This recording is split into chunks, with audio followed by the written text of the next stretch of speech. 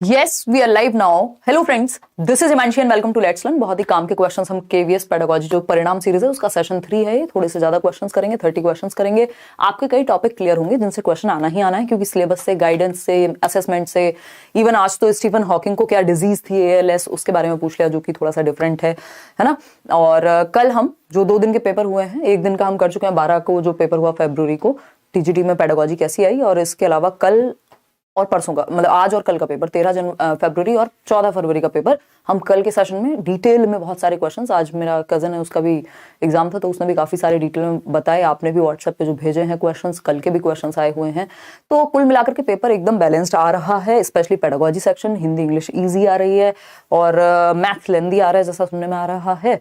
इसके अलावा अगर हम बात करें आपकी, तो पेडागोजी जो हमने सिलेबस में की है, एडोलेसेंस से काफी क्वेश्चंस हैं, असेसमेंट से क्वेश्चन है, स्कोलास्टिक को स्कोलास्टिक, तो हम कहेंगे कुल मिलाकर के पेपर बैलेंस्ड है, टेंशन लेने की बात नहीं है। अगर आपने यूट्यूब के भी मैराथन्स ठीक से देखे हैं, नए टॉपिक्स को अगर थोड़ा सा आप क्वेश्चन से कवर कर लें, जो हमने जैसे लास्ट 2 क्लासेस ली हैं क्वेश्चंस की कि करिकुलम क्या है, ये क्या है, वो क्या है, अभी हम कर भी रहे हैं, इसलिए मिक्स्ड क्वेश्चन कर रहे हैं क्योंकि इट्स बेटर कि हम मिक्स्ड क्वेश्चन कर लें इस समय पे, है ना। और चलिए बढ़ते हैं आगे, समझते हैं। सभी को गुड इवनिंग, नमस्कार, राम राम, सत श्री अकाल, अस्सलाम वालेकुम, what you feel connected with. Start करेंगे क्वेश्चन से। आप लोग आ जाइए, पोल आपको साथ साथ मिलता रहेगा। कल क्लास हो नहीं पाई थी, कोई कह रहा है हैप्पी वैलेंटाइंस डे मैम, है ना, इन्हीं चक्करों में रह जाना है। मुझे ऐसा मन कर रहा है मेरा ऐसे 80 साल का इंसान फील करने का, ऐसे खराब खराब बातें बोलने का, आप लोगों को वो भूमिका में आने का। क्या तुम बहुत दुखी हो, तुम्हारा वैलेंटाइन खराब कर दिया क्या हमने ऐसी बातें बोल के? चलो खैर, ये सब चलता रहेगा और कोई बात नहीं। जिनको वैलेंटाइन मनाना है वो वैलेंटाइन मनाए, जिनको पढ़ाई करनी है वो पढ़ाई करें, है ना, और जिनको दोनों करना है वो दोनों कर लें भाई, जिनमें ज्यादा क्षमता हो। बाकी हम तो क्या करेंगे, पढ़ाई पर फोकस करेंगे। पेपर 1 में 101 आ रहे हैं और पेपर 2 में भी 101। नवल किशोर कह रहे हैं बहुत बढ़िया, ये वाले मेल्स भी आज खूब देखने को मिले हैं। चलिए स्टार्ट करें आज की कहानी। क्लास 3 है ये आपकी, पोल आप साथ में वो करते रहेंगे। और ये जो आपका केवीएस वाला बैच था, ये 799 का आई थिंक बैच है, और इसमें एडमिशन्स रीओपन है आप लोगों की भारी डिमांड पे। नहीं तो मुझे याद भी नहीं था, 12-15 दिन से एडमिशन क्लोज थे, मैं मम्मी के चक्कर में बिजी रही।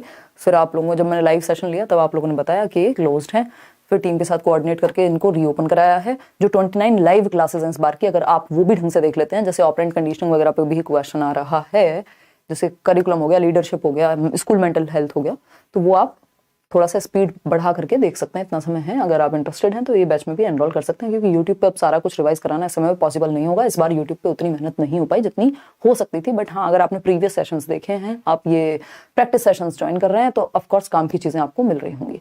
चलिए बहुत बातें हो गई हैं, इतनी बातों से ज्यादा हम और नहीं कर पाएंगे बातें। टेलीग्राम चैनल पे आपको ये विद आंसर्स PDFs मिल रही हैं। आते हैं क्वेश्चंस, आज अच्छे रहेंगे। आंसू आए तो रोक लीजिएगा, क्योंकि आंसू अच्छे हैं कुछ सीखने के लिए। देखिएगा क्वेश्चन नंबर 1 और जवाब दीजिएगा पोल में। निशा पोल देंगी फटाफट से। क्वेश्चन नंबर 1 है, this type of counselling involves people who drop out from the school and whose difficulties are likely to be more severe. जवाब दीजिएगा, जवाब। जनता क्या चाहती है? जवाब चाहती है। बताइएगा फटाफट से, है ना, बताइए, जवाब दीजिए। Thank you for CTET answer की के हिसाब से 10 डेज में क्वालिफाई किया है, 120 और 121 आ रहे हैं। बहुत बढ़िया स्वीटी, जिसके 130 प्लस आ रहे हैं वो हमें स्पेशली मेल करे, हम पूरी कोशिश करेंगे समय निकालने की, है ना। और मेल कीजिएगा तो सिर्फ कोशिश कीजिएगा कि हमें ही मेल करें। फिर कई बार ऐसा हो जाता है कि एक लर्नर है वो कई जगह मेल कर देते हैं, फिर जहाँ जो पहले देख ले, फिर बाद में परेशान होते हैं कि नहीं यहाँ पे भी डिस्कशन करना था, वहां से तो कुछ थोड़ा बहुत ही देखा था, तो उसमें फिर दिक्कत हो जाती है। आप टी-शर्ट दे और हुडी देंगी, क्या प्रोसीजर रहेगा?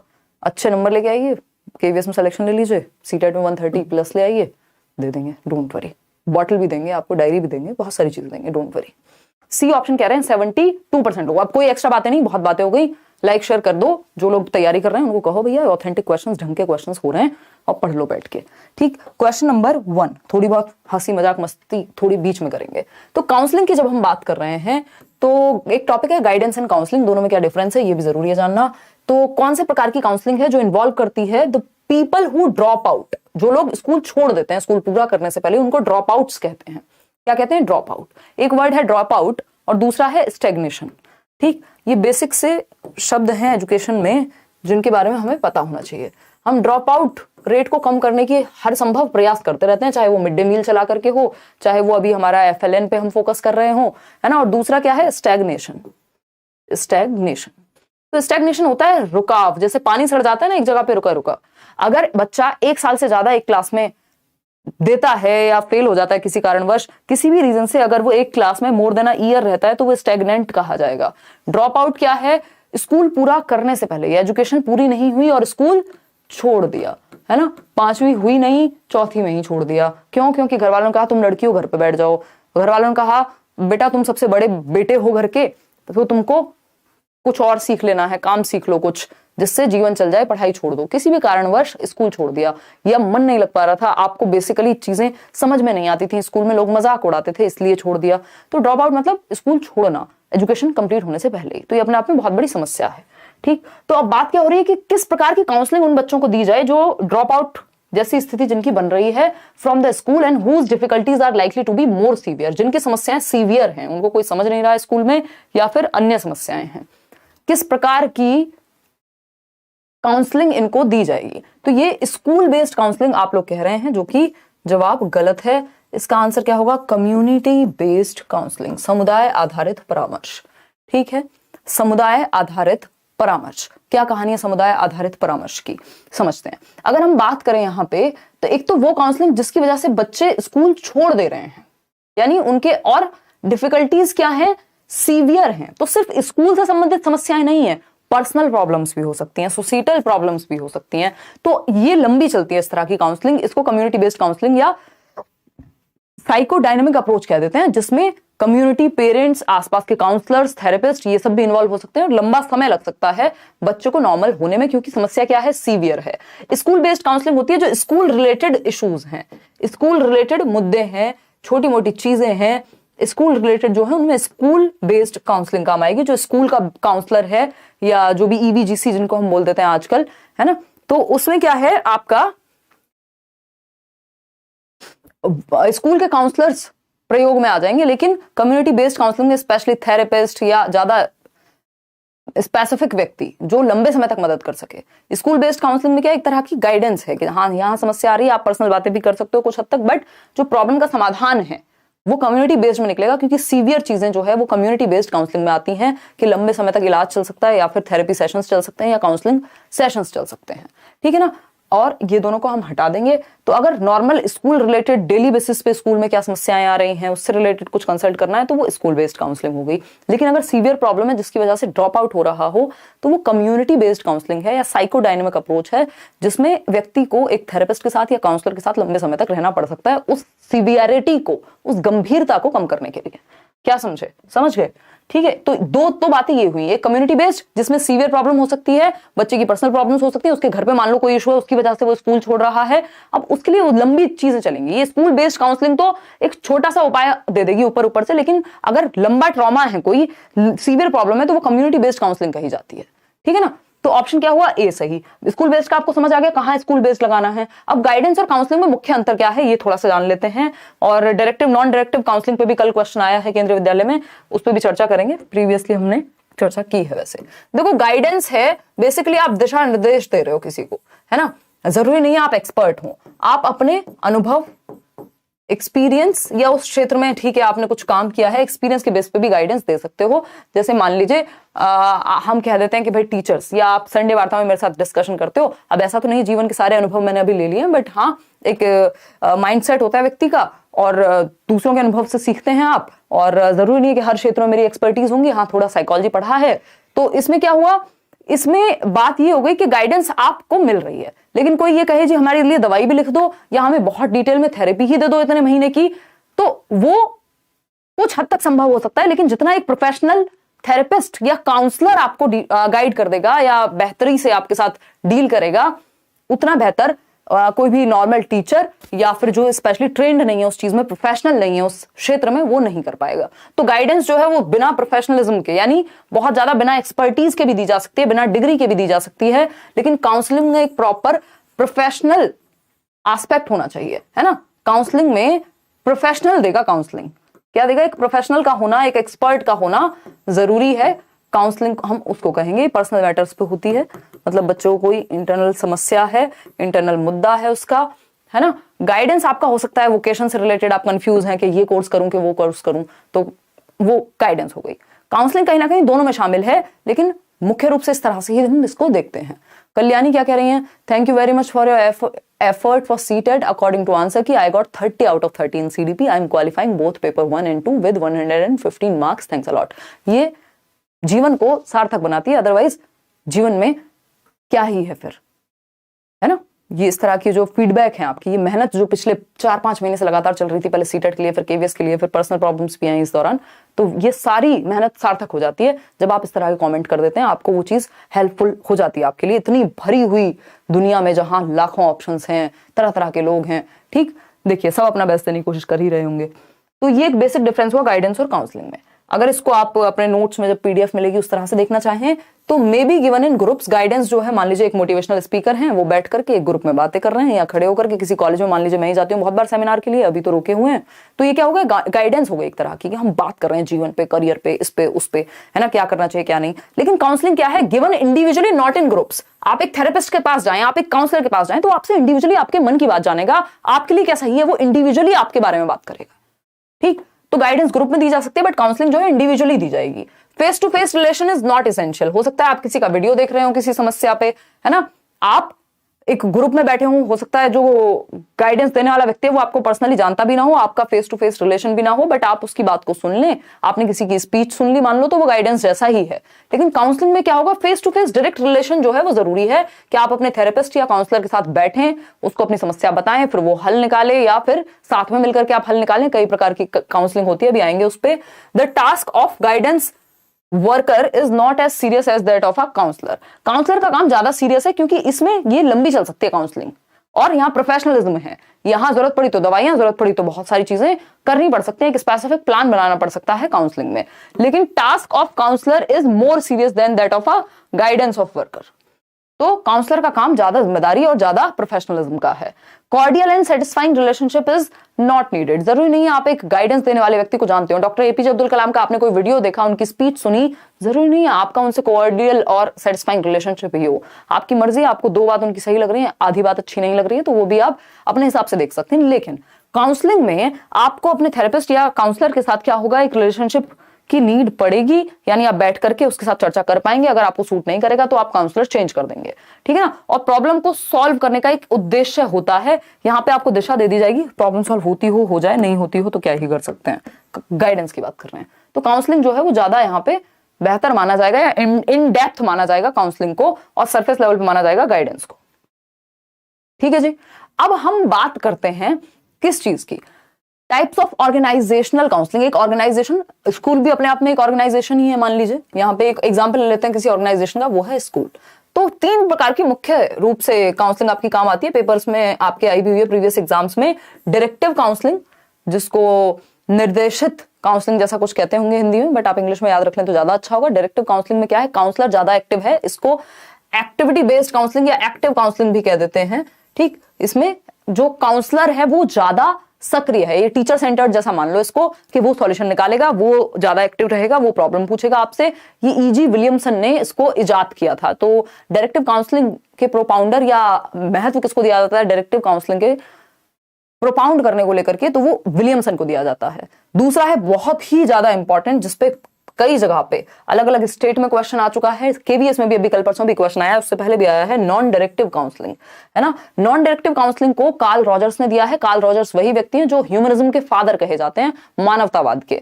तो नॉन डायरेक्टिव क्या है, यहाँ पे आप डायरेक्टली जवाब नहीं दे रहे बच्चे को, या डायरेक्टली उसकी प्रॉब्लम को सॉल्व नहीं कर दे रहे हैं, आप उसके मन में क्या है उसको धीरे धीरे आप दिशा दे रहे हैं, जिससे वो खुद जवाब तक पहुंच सके। तो यहाँ जो क्लाइंट है वो ज्यादा एक्टिव होता है, इसको क्लाइंट सेंटर्ड काउंसलिंग भी कहते हैं। क्या कहते हैं, क्लाइंट सेंटर्ड काउंसलिंग। उसको एक्टिविटी सेंटर्ड काउंसलिंग कहेंगे जो डायरेक्टिव है। क्यों, क्योंकि जो काउंसलर है आपका वो काउंसलर सेंटर्ड है एक तरह से, वो डायरेक्ट करेगा। यहाँ पे क्लाइंट अपने आप को डायरेक्ट करेगा, काउंसलर जस्ट हेल्प करेगा पीछे से, ठीक। कार्ल रॉजर्स ने दिया है। फिर तीसरा इन दोनों का मेल जोल आता है, कोई एक व्यक्ति बहुत ज्यादा इसके लिए फेमस नहीं है, पार्टिसिपेटिव काउंसलिंग, या इसको एक्लेक्टिक अप्रोच कह सकते हो आप, यानी मिला जुला करके बना दिया इन दोनों के बीच का रास्ता, कि ना तो पूरी तरह से डायरेक्टिव है ना पूरी तरह से नॉन डायरेक्टिव है, बीच में जहां जरूरत पड़ रही है टीचर या काउंसलर जो है वो भी इन्वॉल्व है, और जहां खुद से वो कर सकता है तो उसको भी दिशा देने का मौका खुद को मिल रहा है बच्चे को। तो पार्टिसिपेटिव काउंसलिंग में बच्चे पार्टिसिपेट करते हैं, ठीक। तो ये बेटर है कि हम इसको मिक्स्ड अप्रोच है अपने आप में, पार्टिसिपेटिव इन दोनों की। क्लियर है? कोई दिक्कत परेशानी दर्द समस्या इतनी सी बात को समझने में हो रही हो तो दर्द होने दीजिएगा, बट समझिएगा क्योंकि समय जो है वो क्रूशियल है। क्वेश्चन नंबर 2 देखिएगा, हम कॉन्सेप्ट पे ज्यादा फोकस कर रहे हैं तो इसलिए समय लग सकता है, आपको लगेगा क्वेश्चन नंबर ऑफ क्वेश्चंस हम ज्यादा नहीं कर रहे हैं, बट वो जो कॉन्सेप्ट्स हैं आपके पेपर में आपको डायरेक्टली हेल्प कर रहे होंगे, क्योंकि इतने कम समय में अगर कोई एक एक सेशन से इतना ज्यादा लाभ पहुंचा रहा है आपको, दैट मीन्स थोड़ी सी मेहनत लग रही होगी। तो the term counselling is derived from the Latin word. जो वर्ड है काउंसलिंग, जो टर्म है काउंसलिंग, परामर्श शब्द की उत्पत्ति कहां से हुई? तो लैटिन वर्ड पूछा है, अगर फ्रेंच वर्ड पूछा होगा तो आंसर डिफरेंट हो जाएगा। भाई किस लैटिन वर्ड से परामर्श शब्द की उत्पत्ति हुई? बहुत बढ़िया जवाब दे रहे हैं आप लोग, बहुत ही बढ़िया। नहीं, बहुत ज्यादा फैक्ट्स नहीं आएंगे कनिका, कॉन्सेप्चुअल क्वेश्चन भी आ रहे हैं आपके केवीएस में, कुछ फैक्चुअल भी आ रहे हैं, कुछ टू द पॉइंट भी आ रहे हैं, तो ऐसा नहीं है, पेपर आपका इजी अगर आपने कॉन्सेप्ट पढ़े हैं, है ना। देखिएगा बी ऑप्शन कह रहे हैं 74% लोग, यानी the term counselling is derived from consilium. बिल्कुल सही बात है, टू गाइड या फिर टू एडवोकेट, आप एक दिशा दे रहे हैं। कॉन्सिलियम ये क्या, एक लैटिन वर्ड है। जब हम फ्रेंच वर्ड की बात करेंगे, ये मैंने आपके नोट्स के लिए दे भी दिया है यहां पर, लैटिन कॉन्सिलियम का मतलब होता है कंसल्टेशन, आप किसी से सलाह ले रहे हैं, कंसल्ट कर रहे हैं, एडवाइस ले रहे हैं, रिलेटेड टू कॉन्सिल्यूअर, ठीक, कॉन्सिलेयर। लेकिन फ्रेंच की जब हम बात करेंगे तो फ्रेंच के कॉन्सील वर्ड से, जो कि नाउन फॉर्म है, और कॉन्सेलर वर्ड जो कि वर्ब फॉर्म है, इनसे निकल करके आया है आपका काउंसलिंग। तो इन दोनों ही भाषाओं में आप अगर याद रख लेंगे तो ज्यादा बेहतर रहेगा। अंग्रेजी के कॉन्सीलियम से, यानी लैटिन भाषा के कॉन्सीलियम से, और फ्रेंच भाषा के कॉन्सील से, जिसका मतलब होता है to advocate, to advise, to consult. ठीक है, कोई दिक्कत परेशानी दर्द समस्या इस बात को समझने में हो रही हो तो आप बता दीजिए, नहीं हो रही हो तो आप बता दीजिए। देखो गाइडेंस और काउंसलिंग में क्या है, हम बच्चे को दिशा दे रहे हैं कुल मिलाकर के, है ना, किसी में ज्यादा इन्वॉल्वमेंट के साथ, किसी में कम। Learning disability in motor skills is called. जवाब दीजिएगा, 1 रुपये का इनाम है जो भी इस उत्तर का प्रश्न का सही उत्तर देगा। बताइएगा बताइएगा बताइएगा, फटाफट से बताइएगा। तेज प्रताप बहुत दिनों बाद दिखे हैं आज। मैम यू आर ग्रेट, आपकी वजह से केवीएस प्रैक्टिस में 50+ सीडीपी में आ रहे हैं, बस यही खुशी देता है ना। नहीं तो जीवन तो वो जो सो कॉल्ड समाज की भाषा में हम कह देते हैं सेट ही है। देखिएगा, अगर हम बात करें लर्निंग स्टेबिलिटी, मुंह मत बनाओ तुम, हैं, दूसरों की खुशियों से चलती हो, हैं क्या? अब तुम उन आंटियों की तरह कहोगे कि बेटा सेट तो शादी करके होता है, अभी कहाँ सेट है, हैं? तो फिर तो उस हिसाब से कभी सेट नहीं हो पाएगा। मतलब इसका मतलब ये नहीं है कि शादी नहीं हो पाएगी, क्या पता ना हो पाए। छोड़ो, खैर ये पर्सनल मुद्दे बाद में लेकर के आएंगे, है ना, ये हंसी मजाक चलता रहेगा। देखिएगा, अगर हम बात करें क्वेश्चन नंबर 3 की, learning disability in motor skills. Motor समझते हैं ना, मोटर स्किल्स मतलब फिजिकल एक्टिविटी, उछलना कूदना दौड़ना भागना, जिसमें गतिविधि आपकी शामिल हो। ठीक है, तो अगर हम बात करें मोटर स्किल्स में प्रॉब्लम, चलने फिरने दौड़ने भागने इन सब की प्रॉब्लम, वो कौन सी लर्निंग डिसेबिलिटी है जो इससे संबंधित है? अब कई लोग कह रहे हैं डिस्फेजिया। देखिए, डिस्फेजिया में चलने फिरने या मोटर स्किल्स के करने में दिक्कत नहीं आती है। डिस्फेजिया में भाषा को समझने से संबंधित समस्या है, लैंग्वेज कॉम्प्रिहेंशन की प्रॉब्लम है। इसमें हद से हद भी तो हुआ तो लैंग्वेज से रिलेटेड कोई वोकल कोड या कहीं कुछ प्रॉब्लम आ सकती है, लेकिन दौड़ने भागने चलने फिरने मोटर स्किल्स में कोई प्रॉब्लम नहीं आएगी। तो इसका आंसर क्या हुआ? सबने गलत दे दिया, नन ऑफ दीज इसका आंसर हुआ, उपरोक्त में से कोई नहीं। क्यों? क्योंकि इसका आंसर होना चाहिए था डिस्प्रेक्सिया। क्या होना चाहिए था? डिस्प्रेक्सिया। तो डिस्प्रेक्सिया जो है, अच्छा एक और चीज, पेपर में जो क्वेश्चन आ रहे हैं नोट बहुत लगाया जा रहा है, तो ध्यान से जवाब दीजिएगा, वहां पे नोट को ध्यान में रख करके। ठीक है, सबने गलत जवाब दे दिया इसमें। डिसकैलकुलिया क्या होता है? कैलकुलेशन के लिए गणित से संबंधित प्रॉब्लम है। डिसलेक्सिया क्या है? रीडिंग से हद जब रीडिंग ना हो तो राइटिंग भी इसी में आ जाएगा, क्योंकि जो पढ़ता गलत है वो लिखेगा भी गलत। और डिसग्राफिया क्या होता है? सिंपल राइटिंग से। डिसलेक्सिया दोनों से हो सकता है। डिस्फेजिया क्या है? लैंग्वेज को समझने से। ठीक, अफेजिया भी वही बात हो गई। समझ पा रहे हैं या नहीं? तो इसका आंसर नन ऑफ दीज था, क्योंकि एक भी उत्तर जो है वो सही कॉन्सेप्ट से मैच नहीं खाता था, मेल नहीं खाता था। क्वेश्चन नंबर 4 देखिए, dash motives are considered as primary motives, यानी किन उद्देश्यों को प्राथमिक उद्देश्य कहा जाएगा? बता दीजिएगा, फिर ही आगे बढ़ेंगे हम, अदरवाइज यहीं रुक जाएंगे। मेरी नैया पार और लगवा दो हमें, अगर ये चीजें समझ में आ रही हैं लग जाएगी पार। ठीक है ना, हरी चटनी मत खाना समोसे के साथ, लाल वाली खाना। मजाक कर रही हूँ मैं पढ़ नहीं रही हूँ, मीन्स माइंड वर्क नहीं कर रहा है। जब पढ़ने बैठ रही हूँ प्लीज सजेस्ट मी। कोई बात नहीं हुमा, आपको ऐसा लग रहा है, दिमाग काम करता है, नींद अगर ठीक ले पा रहे हो थोड़ी, है ना, क्योंकि नींद का मैंने देख लिया, नींद तो प्रॉब्लम देती है भाई। अगर आप 10-12 दिन नहीं सोओगे, बिल्कुल ही बैंड बजा दोगे रूटीन के अपने, तो दिक्कत होगी, दिमाग ठीक से काम नहीं कर पाएगा। बट हाँ, आप कम कर दो नींद, बट सेम टाइम रखो अपने सोने का। और अगर हम बात कर रहे हैं किस चीज की, आपके कि दिमाग में नहीं जा रहा कुछ, सब जा रहा है दिमाग में, पेपर के टाइम पे चीजें जाती हैं दिमाग में, बस लगता है ऐसा कि नहीं जा रहा, एनालिसिस देख लो इस टाइम पे, हेल्प हो जाएगी, समझ में आ जाएंगी चीजें। कृपा भी दे रहे हो, हाँ देख रहे हो तो बिल्कुल सही समझो आप। तो dash motives are considered as primary motives. एक होते हैं प्राइमरी मोटिव्स, दूसरे होते हैं सेकेंडरी मोटिव्स। तो बी ऑप्शन कह रहे हैं आप में से कितने लोग, 52% लोग, बहुत ही समझदार लोग हैं, इनके लिए तालियां बजाइए। फिजियोलॉजिकल मोटिव्स यानी शारीरिक उद्देश्य जो है उनको प्राथमिक या प्राइमरी मोटिव्स कहा जाता है, और साइकोलॉजिकल मोटिव्स को सोशल मोटिव्स या फिर हम कहेंगे सेकेंडरी मोटिव्स कहा जाता है। इतनी सी बात समझ ना आई हो तो बता दीजिएगा, सोशल भी इसी में आ जाएंगे फिर सेकेंडरी में ही, ठीक है ना। तो अब ये है क्या, ये फिजियोलॉजिकल मोटिव्स कौन से हैं जिनके बिना जीवन नहीं चल सकता, क्या हो सकता है, फूड हो सकता है, वाटर हो सकता है, स्लीप हो सकता है ना, एलिमिनेशन ऑफ वेस्ट हो सकता है बॉडी से, ठीक। तो ये बेसिक सी बात है, जिन लोगों ने ऑपरेंट कंडीशनिंग या तो बीओडी में भी देखा हुआ है, उसमें भी बताया हुआ है आपको ये, कि एक होते हैं प्राइमरी मोटिव्स, क्या होते हैं प्राइमरी मोटिव्स, एक पिक्चर भी उसमें लगाई हुई है, आपको याद आना चाहिए, जो प्राथमिक उद्देश्य हैं। दूसरे हैं सेकेंडरी मोटिव्स, सेकेंडरी मोटिव्स, ठीक। सेकेंडरी मोटिव क्या हो सकता है, पैसा हो सकता है, फेम हो सकता है, नेम हो सकता है, एफिलिएशन हो सकती है ना, it can be money, it can be success, it can be achievement, it can be fame, है ना, इट कैन बी एनीथिंग, ठीक। इट कैन बी एफिलिएशन, संबंधता, तुम जानते हो मेरे पिताजी कौन है, ठीक। फिर इसके अलावा प्राइमरी मोटिव्स की जब हम बात कर रहे हैं तो ये आपकी सर्वाइवल से रिलेटेड है, स्लीप हो गया, वाटर हो गया, और क्या होगा भाई, फूड हो गया, जिनके बिना जीवन संभव नहीं है। प्राइमरी को आप फिजियोलॉजिकल या शारीरिक आवश्यकताएं जो आपके शरीर की आवश्यकताएं हैं, सेकेंडरी को आप इनको सामाजिक सोशल कह लीजिए, या आप इनको साइकोलॉजिकल कह लीजिए, मनोवैज्ञानिक कह लीजिए, क्योंकि साइकोलॉजिकल है। ऐसा थोड़ी अगर आपको खाना मिल रहा है तो ऐसा थोड़ी आपके बैंक अकाउंट में 2 करोड़ रुपए नहीं है तो आपको कोई समस्या है, लेकिन कई लोगों को एंग्जाइटी होनी शुरू हो जाएगी, ठीक। तो ये सेकेंडरी मोटिव्स हैं। रिवॉर्ड सेकेंडरी मोटिव है, जो सेकेंडरी मोटिव्स हमारे प्राइमरी मोटिव्स को फुलफिल करने में मदद करते हैं, ठीक। तो प्राइमरी मोटिव वो हैं जो हमारे जीवन को चला पाए, जिनके बिना चल नहीं पाएगा। शारीरिक या बायोलॉजिकल यानी जैविक उद्देश्य भी कह सकते हैं इन प्राइमरी को, और सेकेंडरी को गॉड या फिर मनोवैज्ञानिक या सामाजिक कारक भी कह सकते हैं। इतनी सी बात है, आगे बढ़ेंगे, नेक्स्ट पॉइंट पर चलने वाले हैं। क्वेश्चन नंबर 5 देखिए, काउंसलिंग ने आज आपका पीछा छोड़ना नहीं है। In counselling session when the counsellor states what the client has just said. Counselling session में जब काउंसलर स्टेट करता है, दर्शाता है जो उसके क्लाइंट ने, मान लीजिए मैं काउंसलर हूं, निशा क्लाइंट है, इन्होंने जो कहा मैंने जस्ट वो क्या किया, स्टेट किया, उसको अपनी शब्दों में कहा। यूजिंग फ्यूअर वर्ड्स, कुछ कम शब्द यूज किए, without changing the meaning of what the client said, it is called.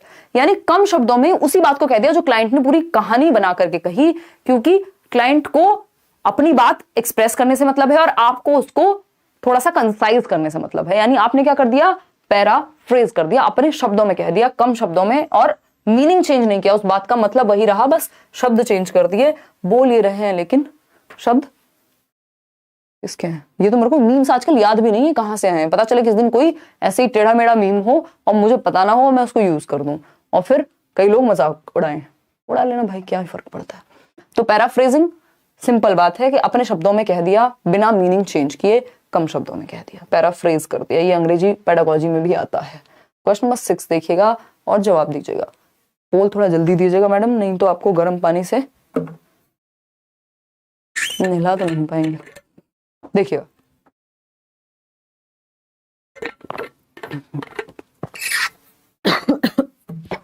Directly कह दो ना, कुछ कहना है तो।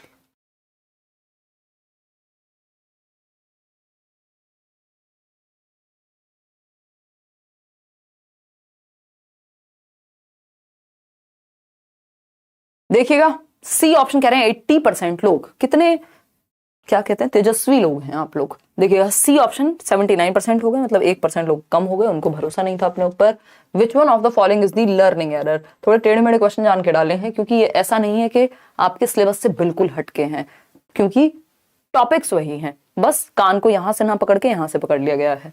तो मैथमेटिकल एरर भी लर्निंग एरर का हिस्सा होगा और राइटिंग एरर भी, जो कि बात सही है। Both A and B is the right answer. कह रहे हैं सही या नहीं कह रहे हैं। देखिए यहाँ पे लर्निंग एरर किसको कहते हैं, जो भी एरर लर्निंग में हो जाए, चाहे वो लापरवाही की वजह से हो, चाहे वो समझ की कमी की वजह से हो, यानी क्लैरिटी या अवेयरनेस की कमी की वजह से हो। जैसे मैथमेटिक्स में हो सकता है आपने डिवीजन में कुछ गलती कर दी है ना, आपकी हल्की सी लापरवाही हो गई, कॉन्सेप्ट में क्लैरिटी नहीं थी, तो वो। और राइटिंग एरर भी है, क्योंकि आपने क्या किया, ठीक से लिखा नहीं, तो उसमें भी लापरवाही कर दी, दोनों ही चीजें हो जाएंगी। तो ये दोनों ही तरह के एरर किस में आ जाएंगे, लर्निंग एरर में आ जाएंगे, चाहे वो राइटिंग एरर हो चाहे मैथमेटिकल एरर हो। क्वेश्चन नंबर 7 देखिएगा और फटाफट से जवाब दीजिएगा। क्वेश्चन है dash education includes such learning situations which do not have curriculum, यानी वो सिचुएशंस जहां करिकुलम होता ही नहीं है, सिलेबस भी नहीं होता और सर्टिफिकेशन भी नहीं होता, but typically take place naturally as part of other activities. लेकिन बाकी सारी अन्य जो गतिविधियां हैं वो स्वाभाविक रूप से होती रहती हैं, यानी जरूरी नहीं है कि सर्टिफिकेशन हो, जरूरी नहीं है कि सिलेबस हो, जरूरी नहीं है कि करिकुलम हो, लेकिन टिपिकली जो एक्टिविटीज हैं वो चलती रहती हैं, आप इन्वॉल्व रहते हैं, आप सीखते रहते हैं। क्या है ये बताइएगा। 15 रुपये रखा हुआ है आज आपके पास, फिर भी मैं आपको 5 ही रुपए दे रही हूँ। हाँ नहीं यार, ये 15 नहीं थे, ये 2 रुपए हैं, 12 रुपए हैं। जो सारे जवाब सही देगा वो ये 12 रुपए वर्चुअली ले सकता है। इसको वाइकेरियस इनाम कहेंगे, वाइकेरियस रिवॉर्ड कहेंगे, वाइकेरियस रीइंफोर्समेंट कहेंगे। 1 नंबर का क्वेश्चन बेंड्यूरा पे आ रहा है पेपर में, और यही वाइकेरियस है, इनडायरेक्ट। ठीक है ना, चलिए तारीफ से पेट भर दो किसी का, वाइकेरियस ही तो है। सी ऑप्शन कह रहे हैं 84% लोग। अच्छा ठीक है, नॉन फॉर्मल बिल्कुल सही समझे। अगर यहाँ इनफॉर्मल लिख दिया होता तो अभी कंफ्यूजन हो जाती, इसलिए जो एग्जामिनर है वो समझदार है, उन्होंने इनफॉर्मल लिखा ही नहीं है, क्योंकि इस तरह से तो फिर इनफॉर्मल और नॉन फॉर्मल में कोई खास अंतर बचता नहीं। ठीक, फॉर्मल तो आपको पता है यहाँ करिकुलम भी होगा, यहाँ सिलेबस भी होगा, यहाँ सर्टिफिकेट भी होगा, तीनों ही चीजें होंगी। स्पेशल एजुकेशन तो फिर स्पेशल बच्चों के लिए होगी, जो children with special need CWSN category हो गई स्पेशली। ठीक, अगर हम बात करते हैं किसकी, औपचारिक में आपको बताइए रेगुलर स्कूल सिस्टम है, जहां आप रेगुलर स्कूल सिस्टम में जा रहे हैं, रेगुलर कॉलेज में जा रहे हैं, जहां डेली असाइनमेंट मिल रहे हैं, सर्टिफिकेट्स हैं, करिकुलम है, एक सिस्टम है, सारी चीजें हैं, सिलेबस भी है। लेकिन जब हम बात करें नॉन फॉर्मल की, नॉन फॉर्मल में क्या है, ओपन स्कूलिंग। क्या है, ओपन स्कूलिंग, NIOS, इग्नू, ये सब क्या है। यहाँ पे देखो NIOS और इग्नू वगैरह में एक करिकुलम होता है, एक सिलेबस भी होता है, सर्टिफिकेशन भी मिलता है, लेकिन ऐसी भी कई सारे कोर्सेज हैं जहां पे उस सर्टिफिकेट की कोई खास मान्यता होती नहीं है। आप कोचिंग आ रहे हैं, आप यूट्यूब पर पढ़ रहे हैं, तो कोई सर्टिफिकेशन तो है नहीं इसका, लेकिन ये फिर भी नॉन फॉर्मल का हिस्सा है। क्यों, क्योंकि एक्टिविटीज तो चल रही है ना, ऐसा तो नहीं है बिना एक्टिविटी के हो रहा हो। वहीं अगर इनफॉर्मल लिखा होगा तो वो आपके चाहते ना चाहते कब हो जाएगा पता भी नहीं लगेगा। आप अपनी दादी के पास बैठे थे और पुराने जमाने की बातें कर रहे थे, अचानक से आपको कोई इंसाइट मिल गया, आपको कुछ सीखने को मिल गया, वो इनफॉर्मल है। सीखने का उद्देश्य नहीं था, बट सीख लिया कहीं से भी, वो इनफॉर्मल है। लेकिन यहाँ एक्टिविटीज हो रही हैं, बेशक करिकुलम मिले ना मिले, सिलेबस मिले ना मिले, सर्टिफिकेट मिले ना मिले। इसमें सर्टिफिकेट, करिकुलम, सिलेबस मिल भी सकता है, नहीं भी मिल सकता। ठीक, इन्होंने इनफॉर्मल इसलिए नहीं दिया क्योंकि दोनों में फिर बहुत कंफ्यूजन हो जाती, दोनों को सही मानना पड़ जाता बहुत हद तक। तो आंसर नॉन फॉर्मल हो गया। ठीक, तो ऑप्शन पे भी डिपेंड करता है। क्वेश्चन नंबर 8 देखिएगा, क्वेश्चन नंबर 8 देखिएगा और मुझे बताइएगा जिन लोगों ने बैच में एडमिशन लिया था, इस क्वेश्चन में का जो आंसर है उससे रिलेटेड कुछ बात हमने बैच में की थी, अगर आपको याद आ रहा हो तो। और आप लाइक शेयर करना भूल जा रहे हैं, वो भी याद कर लीजिए थोड़ा सा।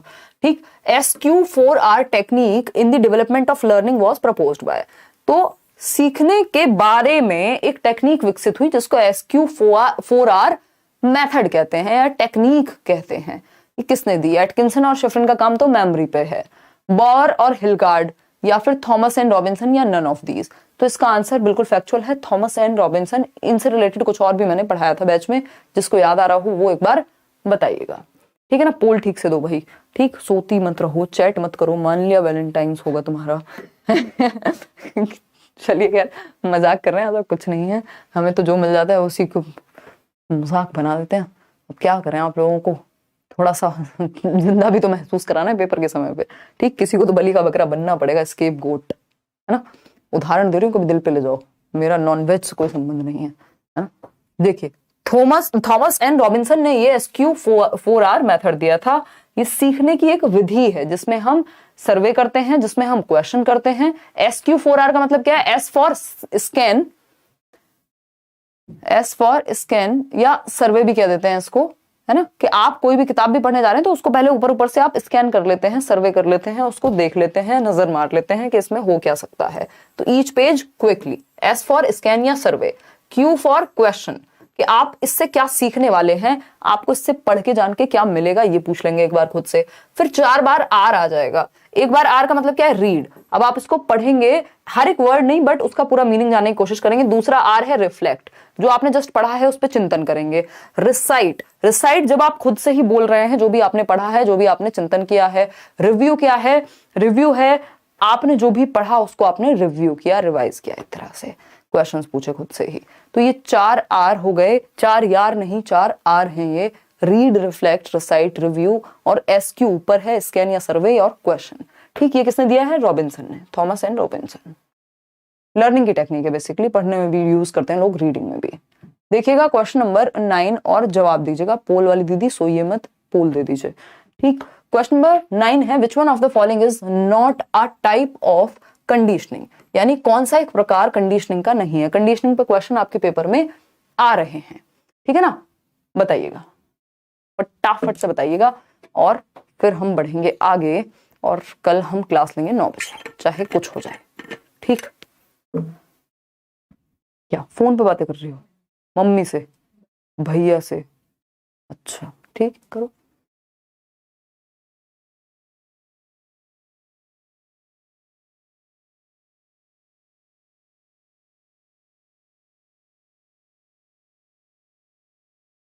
देखिएगा, तो अगर हम बात करें पीआरटी एडमिट कार्ड वही 2-4 दिन पहले ही आएगा, 2 दिन पहले कंप्लीट एडमिट कार्ड, और हो सकता है 1 हफ्ते या 4-5 दिन पहले नॉर्मल वाला। केवीएस बैच में नहीं पढ़ा क्या? तो सब कुछ थोड़ा ना पढ़ाना होता सरकार, ये SQ 4R जबरदस्ती बताया गया है आपको। कुछ चीजें तो नहीं भी आ रही हैं, जो आपका नाम आया है जैसे उनका, कि स्टीफन हॉकिंग को कौन सी प्रॉब्लम थी, है ना, तो ये इसीलिए तो कुछ चीजें ऐसी भी तो कराई जाती हैं जो डायरेक्ट टॉपिक्स में कहीं होती नहीं दूर दूर तक, बट फिर भी आपको पता हो, एक्स्ट्रा में टॉपिक्स में पढ़ लें आप। कुछ क्वेश्चन तो हमेशा ही अलग आते हैं ना, चाहे वो 1 हो चाहे वो 2 क्वेश्चन हो, समझते नहीं हो, दिल पे ले जाते हो, कमाल करते हो, हैं? क्वालिफाई हो चुके हैं, बहुत बढ़िया आदित्य कुमार। चलिए 83% लोग जो हैं वो ए ऑप्शन कह रहे हैं, सुन लेते हैं। Which one of the following is not a type of conditioning, conditioning का टाइप नहीं है। देखिए क्लासिकल कंडीशनिंग का नाम ही अपने आप में किसने दिया, पेवलोव ने दी है ना, जो टीचिंग लर्निंग मटेरियल, इसको रिफ्लेक्स कंडीशनिंग भी कहते हैं या रिस्पोंडेंट कंडीशनिंग भी कहते हैं, ठीक है। फिर आता है ऑपरेंट कंडीशनिंग। ऑपरेंट कंडीशनिंग पे तो आज क्वेश्चन आया भी है, इसमें रीइंफोर्समेंट की बात होती है, ऑपरेंट के बिहेवियर यानी जीव के व्यवहार की बात होती है। ये एसएस टाइप ऑफ कंडीशनिंग है और ये आरएस टाइप ऑफ कंडीशनिंग है, ठीक। यहाँ पे पहले रिस्पॉन्स होता है, चूहे का रिस्पॉन्स, बाद में स्टिमुलस प्रेजेंट होता है। स्टिमुलस क्या, कोई भी वो चीज जो आपको कोई एक प्रतिक्रिया देने पे बाधित करे, जैसे खाना देख के मुंह में पानी आना, तो खाना क्या है, स्टिमुलस है ना। नन ऑफ द अबव होगा नहीं, क्यों, क्योंकि एक्सटिंक्शन जो है वो कंपोनेंट है। जब हम क्लासिकल कंडीशनिंग पढ़ते हैं तो विलुप्त होना क्या है, कंपोनेंट है, कि कंडीशनिंग का गायब हो जाना। आपको आदत डली थी कि रोज सुबह 6 बजे उठेंगे, अलार्म बजता है 6 बजे 6 बजे 6 बजे, ठीक। अब आपका पेपर खत्म हो गए हैं और आपको जो है वो नेक्स्ट डे भी आंख जो है खुल गई है किस पे, 6 बजे ही, या अलार्म बज गया है 6 बजे। अब आपने अलार्म तो ऑफ कर दिया, लेकिन कुछ दिनों तक 6 बजे ही आंख खुलती रहेंगी। फिर एक दिन ऐसा आएगा जब 6 बजे आंख नहीं खुलेंगी, आप मस्त सोते रहेंगे घोड़े बेच करके 10 बजे तक। दैट मीन्स एक्सटिंक्शन हो गया आपकी कंडीशनिंग का। जो आपने आदत डाली थी बार बार रिपीट करके, एक स्टिमुलस लगा करके, एक स्टिमुलस को जोड़ा था, यानी अलार्म की आवाज को जोड़ा था सुबह टाइमिंग के साथ, वो क्या था, आपकी कंडीशनिंग थी। तो एक्सटिंक्शन मतलब विलुप्त हो गया। मान लीजिए जो कुत्ते को खाना दिया जाता था, पाउडर दिया जाता था पेवलोव के, कि भाई घंटी बजेगी खाना आएगा, घंटी बजेगी खाना आएगा, घंटी बजेगी खाना आएगा। अब सिर्फ घंटी बजती है, खाना नहीं आता, घंटी बजती है, खाना नहीं आता, घंटी बजती है, खाना नहीं आता। एक टाइम के बाद विलुप्त हो जाएगी कंडीशनिंग, एक्सटिंक्ट हो जाएगी कि भाई जब खाना आता ही नहीं है तो उस घंटी के नाम पे स्लाइवा क्यों आए, लार क्यों आए मुंह से, ठीक। तो वो एक्सटिंक्शन है। तो एक्सटिंक्शन कंडीशनिंग का कोई प्रकार नहीं है, बल्कि एक ऐसा कंपोनेंट है जिसकी वजह से कंडीशनिंग विलुप्त हो रही है। एक्सटिंक्शन का नाम ही है ये, एक्सटिंक्शन। यप। और जनरलाइजेशन की जब हम बात करें तो जनरलाइजेशन है कि किसी भी घंटी की आवाज से मुंह से लार आ जा रही है कुत्ते के, ठीक। तो वो जनरलाइजेशन है। क्या समझे कुछ। और एवर्सिव कंडीशनिंग नाम की भी एक चीज होती है। एवर्सिव एस्पेक्ट जो है इसमें, वो एवर्सिव है कि आप जिन चीजों से बचना चाहते हैं, बहुत तेज लाउड नॉइज, तो आप उससे बचना चाहते हैं, आपको पता है मम्मी चैं चैं करेंगी अगर खाना नहीं खाया, तो आप उस हाहा से बचने के लिए क्या है, चुपचाप से खाना खा लेते हैं या लंच बॉक्स खत्म करके ही घर जाते हैं, चाहे किसी को दान में दे जाएं। ठीक, तो ये एवर्सिव स्टिमुलस होते हैं कुछ जिनसे आप बचना चाहते हैं। ठीक, अब इससे ज्यादा पढ़ेंगे तो चक्कर आ जाएंगे आपको, जिन लोगों ने नया पढ़ना शुरू किया स्पेशली, इतना ही काफी है इसके बारे में। क्वेश्चन नंबर 10 देखिएगा, समझिएगा, जवाब दीजिएगा। This method is used for the deaf learners to learn the proper grammatical construction of a sentence. तो डेफ लर्नर्स, जो बच्चे जो हैं वो बधिर हैं, जो सुन नहीं सकते हैं, जिनको दिक्कत है, ठीक, तो उनके लिए कौन सा एक मेथड है जो ग्रामेटिकल कंस्ट्रक्शन पे फोकस करेगा, या किसने इस मेथड को बनाया था? अब ये एक्स्ट्रा क्वेश्चन है ना, ये कुछ क्वेश्चन वैसे क्वेश्चंस हैं इसमें जो आपको पता होंगे, तो उससे नुकसान आपका नहीं होगा, फायदा इसलिए हो जाएगा क्योंकि 4 बातें हम इनके आसपास की भी जान लेंगे, तो डायरेक्ट क्वेश्चन नहीं आएगा, तो इनडायरेक्ट में आपकी मदद मिल जाएगी। मम्मी की तबीयत यार थोड़ी सी बेटर है अभी, बट अभी समय तो लगना ही है निश्चित रूप से, है ना। जो मशीन साथ में लगी हुई है उनमें से एक मशीन निकल गई है, एक है अभी, तो शायद फ्राइडे को एक भी हट जाएगी, फिर उसके बाद भी एक और महीना लगेगा दूसरी सर्जरी में, तो समय तो लगेगा, बट ठीक है, चीजें अभी बेहतर हैं। देखिएगा क्वेश्चन नंबर 10 जो है आपका, तो ये कहता है this method is used for the deaf learners. किसने इसको प्रोपाउंड किया? तो ये है आपका फिट्जजेराल्ड की मेथड, जो डेफ लोगों के ग्रामेटिकल कंस्ट्रक्शन के लिए बनाया गया। फिट्जजेराल्ड, ये जो फिट्जजेराल्ड, ये मुझे लगता है फ्रेंच का नाम है कहीं, फिट्जजेराल्ड की मेथड, ये फीमेल थी बेसिकली आई थिंक, और ये भी डेफ थी, सुन नहीं सकती थी, तो इन्होंने एक मेथड बनाया ऐसे ही जैसे आपके लुई ब्रेल ने ब्रेल लिपि बनाई थी, क्योंकि वो भी देख नहीं सकते थे, तो समस्या से ही समाधान निकलता है ना, आवश्यकता ही आविष्कार की जननी है। तो इस तरह के लोग जिन्होंने ये प्रॉब्लम्स को फेस करते हुए सॉल्यूशन बनाया इनका, उनको हम कहेंगे कि ये आविष्कार करके गए। तो फिट्जजेराल्ड की मेथड जो है वो डेफ लोगों के लिए है, ग्रामेटिकल कंस्ट्रक्शन के लिए। अच्छा, डेफ लोगों के लिए 2 और मेथड्स होते हैं, वो भी हम समझ लेते हैं डेफ एजुकेशन में, जिनको सुनने में दिक्कत है, बोलने में दिक्कत है। तो अगर हम बात करें मैनुअलिज्म की, और दूसरा है ओरलिज्म। मैनुअलिज्म है साइन लैंग्वेज का प्रयोग करके हम मैनुअली इनको लैंग्वेज सिखा रहे हैं। साइन लैंग्वेज समझते हैं, वो समाचारों में यानी न्यूज में आपने देखा होगा, हाथों का जेस्चर्स का प्रयोग करके हम समझाने की कोशिश करते हैं जिसको सुन नहीं पा रहा। और ओरलिज्म है जब आप बोल करके, है ना, शब्दों के माध्यम से आप समझाने की कोशिश कर रहे हैं वर्बली। ठीक, चलिए खैर रिपीट कर रहे हैं चीजों को, तो ये 2 तरीके भी अपनाए जाते हैं इसके साथ साथ, मतलब ये इस मेथड में नहीं है, अलग से बताया आपको। क्वेश्चन नंबर 11, वो तो ग्रामेटिकल कंस्ट्रक्शन के लिए है ना वो मेथड। अब आते हैं किस चीज पे? क्वेश्चन नंबर 11 पर। फटाफट से जवाब दीजिएगा और आगे बढ़ेंगे। आपकी प्रीवियस क्लास केवीएस में हेल्प करेंगे, बिल्कुल करेंगे चेतना। बस यूट्यूब पे लीडरशिप वाला टॉपिक और स्कूल मेंटल हेल्थ, करिकुलम, ये वाले कुछ टॉपिक्स हैं नए सिलेबस के जो नहीं आपको मिल पाएंगे। उसके अलावा तो सारी चीज़ें मिल ही जाएंगी। वो रीट वाला भी एक कोर्स है, जो नए मैराथन सेशन लिए हैं वो भी आपके लिए काफ़ी हेल्पफुल साबित होगा। बाकी क्वेश्चंस की जो सीरीज़ है वो भी साबित होगी। मैं मैराथन लेके करा भी देती, बट टाइम का और थोड़ा सा परिस्थितियों का जोर है ना। देखिएगा मैम, क्वेश्चंस तो ठीक हो जाते हैं। टीजीटी में भी आपके बताए हुए कॉन्सेप्ट से बहुत हेल्प हुई, पेपर इजी लगा, लेकिन कॉन्फिडेंस नहीं आ रहा है, प्लीज हेल्प। तो कनिका, कॉन्फिडेंस थोड़ा बहुत सबका डगमगाया हुआ है, क्योंकि समय सबको कम मिला है ना, पैटर्न सबके लिए चेंज हुआ है, ठीक। और वो रहता है जब आपको लगता है ना कोई चीज छूट सकती है आपसे, तो रिजल्ट के डर से भी हमारे अंदर कॉन्फिडेंस का कई बार भय आ जाता है। उस चीज को आप अभी के लिए साइड में रख के उसको बैक सीट पर बिठा दीजिए कि बेटा कॉन्फिडेंस, बेटा डर, तुम पीछे बैठो, हम गाड़ी चलाते हैं मेहनत की, ठीक। चलिए आगे आते हैं क्वेश्चन नंबर 11 पे। Which of the following test is a standardised Indian test for measuring the creativity. अब रचनात्मकता पे तो बात की जा सकती है भाई। रचनात्मकता तो ऐसा टॉपिक है जो डायरेक्टली सिलेबस में नहीं भी होगा तब भी 3 तरीके से इनडायरेक्टली जुड़ जाएगा, ठीक। तो कौन सा एक टेस्ट है जो स्टैंडर्डाइज्ड इंडियन कॉन्टेक्स्ट में टेस्ट है क्रिएटिविटी का, रचनात्मकता का, कुछ नया करने का। क्रिएटिविटी के 4 एलिमेंट पता है ना, एफ जेपी गिलफर्ड ने दिए हैं, OE, फ्लुएंसी, फ्लेक्सिबिलिटी, ओरिजिनलिटी और इलेबोरेशन। ये शायद आया भी हुआ पेपर में, अभी जो कल परसों हमने वो किया था ना एनालिसिस, ठीक है। निशा की सैलरी है 200 करोड़।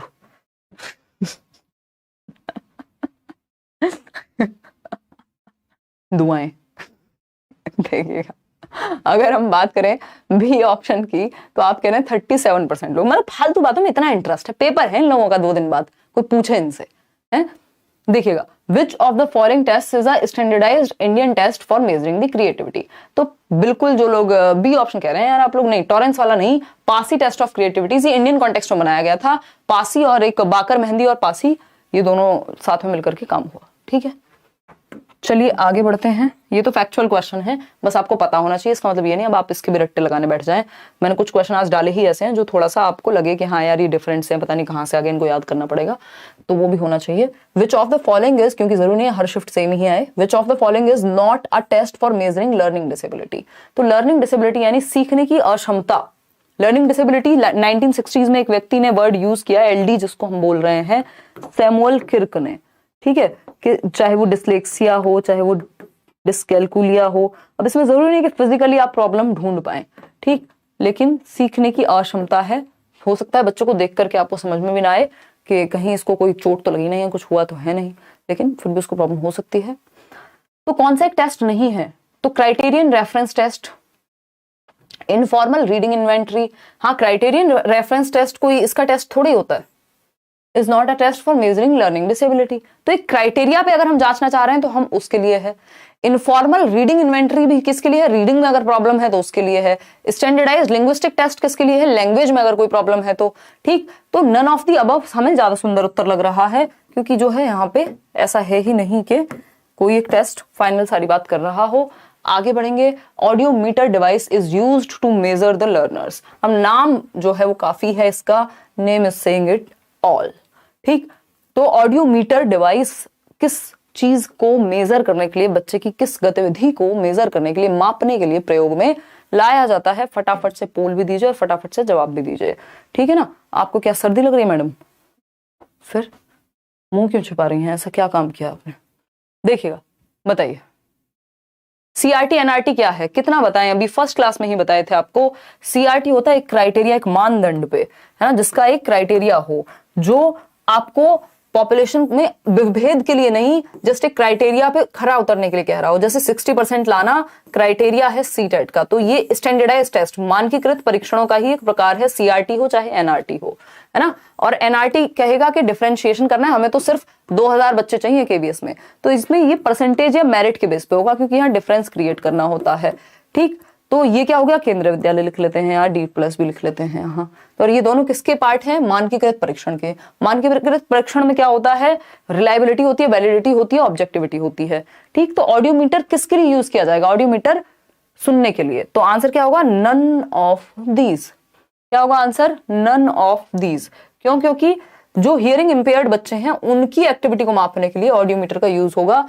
तो यहाँ पे आंसर नन ऑफ दीज हो जाएगा, क्योंकि लर्निंग विजुअल, टेक्चुअल तो होता है टच वाला, विजुअल होता है देखने वाला, तो ये दोनों तो विजुअली इंपेयर्ड बच्चों के लिए यूज होंगे। लर्निंग तो इन जनरल यहाँ यूज हो गया, तो none of the above is the right answer यहाँ।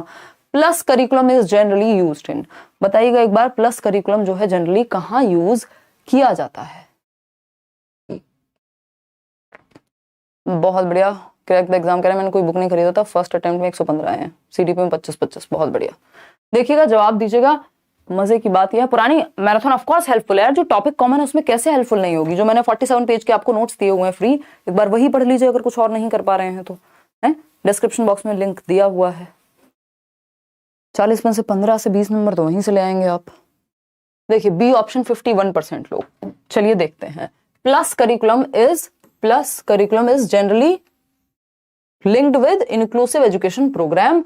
तो जो समावेशी शैक्षिक कार्यक्रम है, इंक्लूसिव एजुकेशन का प्रोग्राम है, उससे रिलेटेड है प्लस करिकुलम, कि उन बच्चों के लिए जो CWSN बच्चे हैं, यानी चिल्ड्रन विद स्पेशल नीड्स हैं, उनके लिए हम उनकी एबिलिटीज, उनकी चीजों को ध्यान में रखते हुए एक करिकुलम को डिजाइन करें। ये अलग अलग नाम है, बेसिकली टर्म्स हैं, 70 तरह के टर्म्स हैं या 700 तरह के टर्म्स हैं, क्योंकि इतने सारे एजुकेशनिस्ट लगे हुए हैं नई नई चीजें इजाद करने पे, सब कुछ आपको पता लग भी नहीं सकती, लेकिन जो काम किए जो पेपर में आ सकती हैं।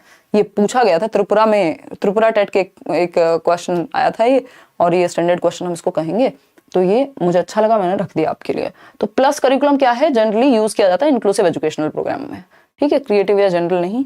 आगे बढ़ेंगे, किन बच्चों के लिए, चिल्ड्रन विद स्पेशल नीड्स के लिए।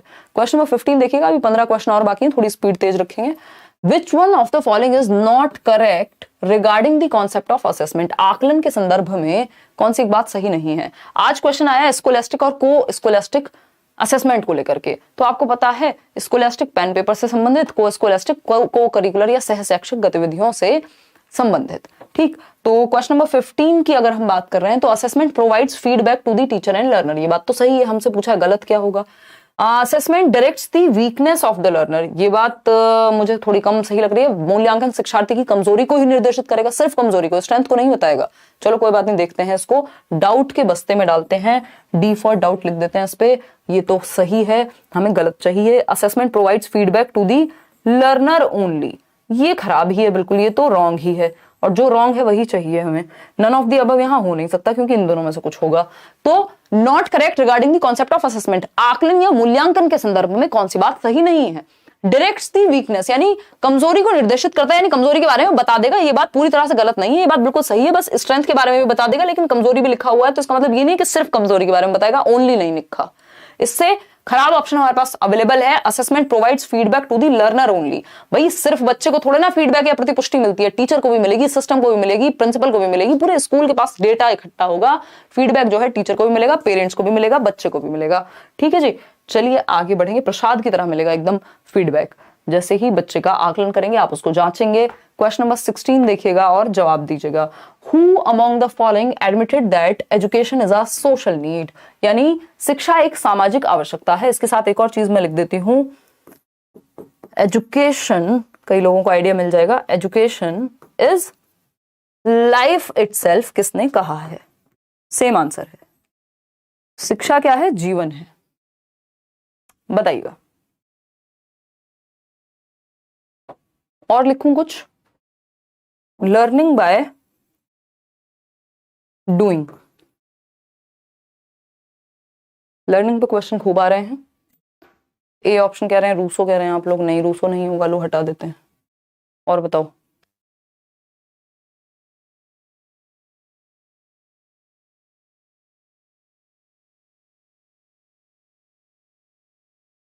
ए ऑप्शन अभी भी 46% लोग, मतलब ए से इतना प्यार क्यों है? गलत हो सही हो, बस अपना ए है, हैं? ए है तो सही ही होगा। कैसी बहकी बहकी बातें करते हो आप लोग, दुख नहीं होता कई बार? है? मन नहीं करता कि पूछें खुद से कि आखिर ये जवाब आया कहां से? हमको जानने का अधिकार है कि नहीं है? बता दीजिए सरकार, बता दीजिए। नहीं बताना चाहते हैं मत बताइए, आपकी इच्छा। हम क्या कर सकते हैं इसमें, बताइए आप क्या कर सकते हैं हम? ठीक है जी, चलिए कोई बात नहीं, होता है जीवन में ऐसा, जब आप सही उत्तर नहीं दे पाते हैं। और चलिए देखिए, तो सी ऑप्शन 49% लोग। हंस कौन रहा है यहाँ पे? पेपर के टाइम पे हंसना किसने अलाउड किया भाई आप लोगों को? निशा जी के बहुत मजे लेती हैं आप। दीक्षा, वो दोस्त आपके दोस्त नहीं है जिनके आप मजे ना ले पाए, है ना? समझ रहे हैं बात को कि नहीं? डांस करो तुम, पैर मत हिलाओ, डांस करना शुरू करो। एक काम करो, बीच में खड़ी हो जाओ और दनादन शुरू कर दो तुम।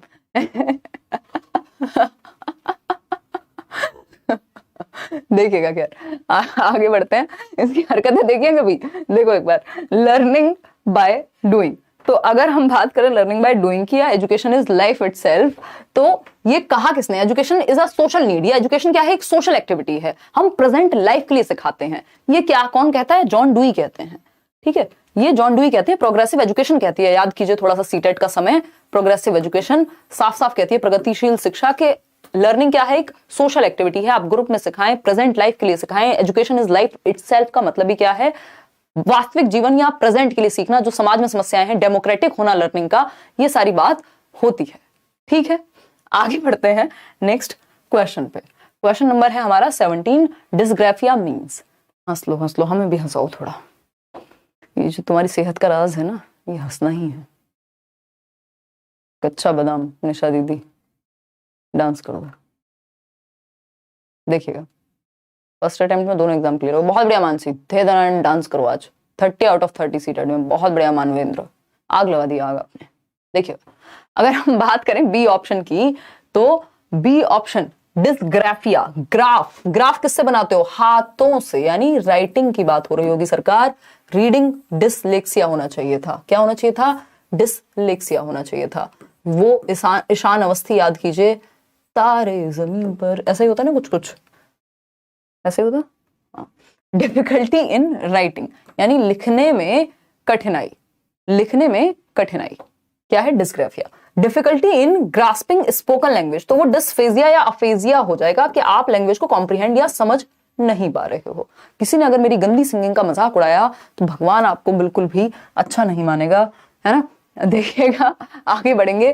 तो बोली जाने वाली भाषा को समझने में कठिनाई अफेजिया होगा, लिखने में कठिनाई डिस्ग्राफिया होगा, पढ़ने में कठिनाई डिसलेक्सिया होगा, और पढ़ने और लिखने दोनों में हो जाए तो डिसलेक्सिया ही हो जाएगा। अगेन डिसग्राफिया वाले व्यक्ति की राइटिंग आप पढ़ नहीं पाएंगे, इलेजिबल होती है, यानी अपढ़ने योग्य। ठीक है, इसी बात पे क्वेश्चन नंबर 18 पे चलते हैं, ज्यादा बातें करके कोई फायदा है नहीं। क्वेश्चन नंबर 18 देखिएगा, इन करिकुलम कंस्ट्रक्शन। देखो आज के टॉपिक मैंने थोड़े से ऐसे ही रखे हैं, काउंसलिंग के कई सारे क्वेश्चन हैं, करिकुलम के कई सारे क्वेश्चन हैं, कुछ स्टेटमेंट वाले क्वेश्चन भी हैं, तो कई लोगों को घबराहट हो रही होगी, वो घबराहट होना जरूरी है, नहीं तो ओवर कॉन्फिडेंस में आ जाएंगे आप। ठीक है ना, तो हालांकि पेपर नॉर्मल आ रहा है, लेकिन ये भी तो क्वेश्चन तो एक एक नंबर में, दो दो नंबर में आ ही रहे हैं ना। वैलेंटाइन ठीक है, वीक, भाई साहब देख रहे हैं हम कितने नूब हैं जीवन में। वैलेंटाइन वीक नहीं पढ़ पाए हैं, ठीक पढ़ रहे हैं। आखिरी दिन ब्रेकअप डे होता है ना। प्रीवियस ईयर कौन से प्रीवियस ईयर में ये पूछा जाता है, ये बता दीजिए बस, बताइए आप।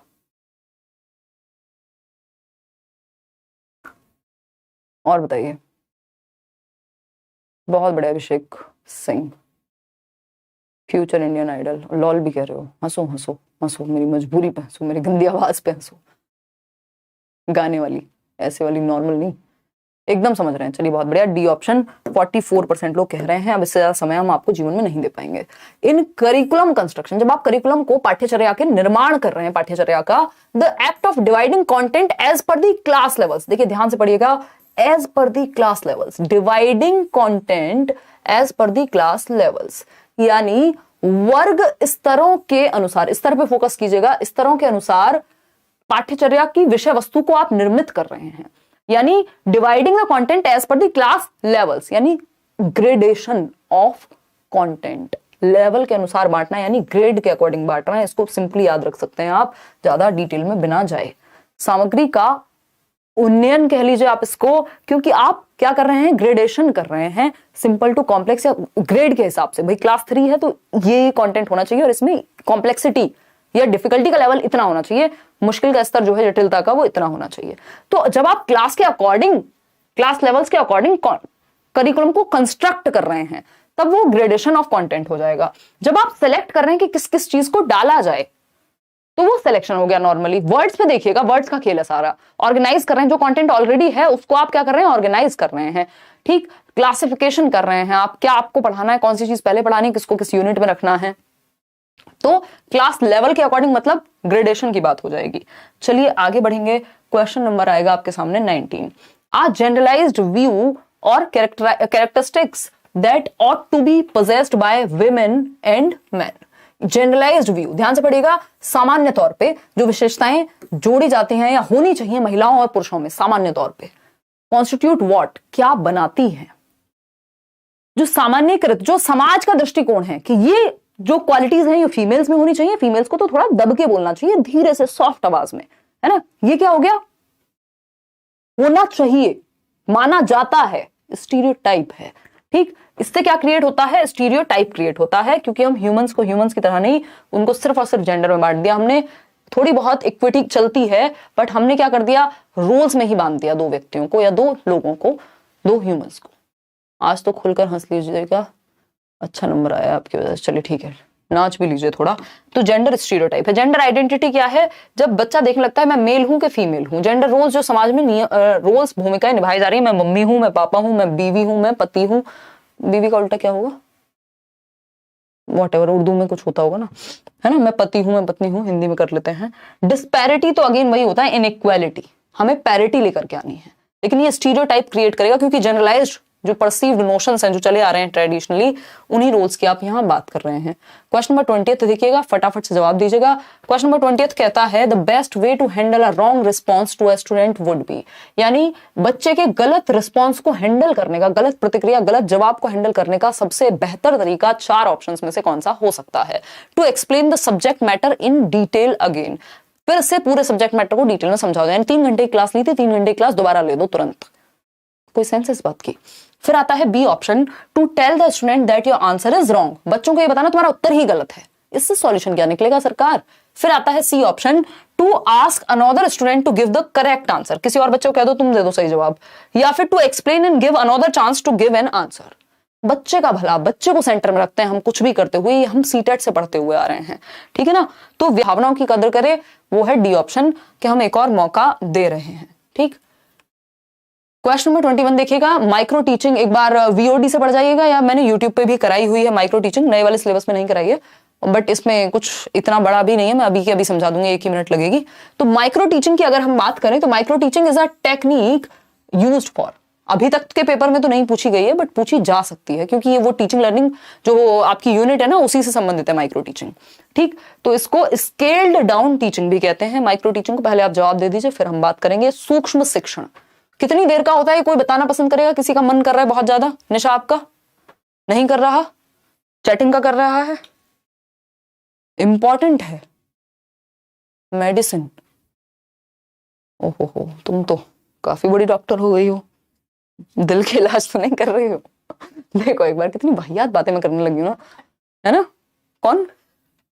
अरे मुझे क्यों दिखा रही हो? अच्छा अच्छा अच्छा, ओके चलो कोई बात नहीं, हमें क्या पता, ये बातें हमें मत बताओ, है हमको हल्के में समझ रही हूँ। हाँ हमें क्या पता, तुम किसी भी नाम से नंबर सेव कर लो, हमें नहीं पता ये चीजें होती है दुनिया में, हम पागल समझा है।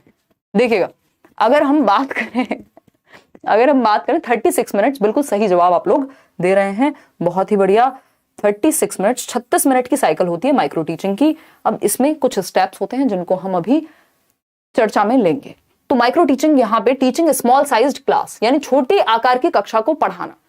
देखिए इसको स्केल्ड डाउन टीचिंग कहते हैं, कम बच्चे लेते हैं हम, लेकिन इसका ये एक्चुअल में छोटी क्लास, छोटे साइज की क्लास नहीं है। ऐसा नहीं है कि कम बच्चों की क्लास को पढ़ाना है, ये हम जान करके यानी कॉन्शियसली कम लोगों को लेते हैं, प्यूपिल्स को लेते हैं, जो आपके साथ एक्चुअल प्यूपिल ना होकर के आपकी टीचिंग ट्रेनिंग में, आपके बीएड में, आपके डाइट में आपके समकक्षी हो सकते हैं, आपके पीयर्स हो सकते हैं। तो ऐसा नहीं है एक्चुअल क्लास में, एक स्मॉल साइज क्लास में आप पढ़ा रहे हैं।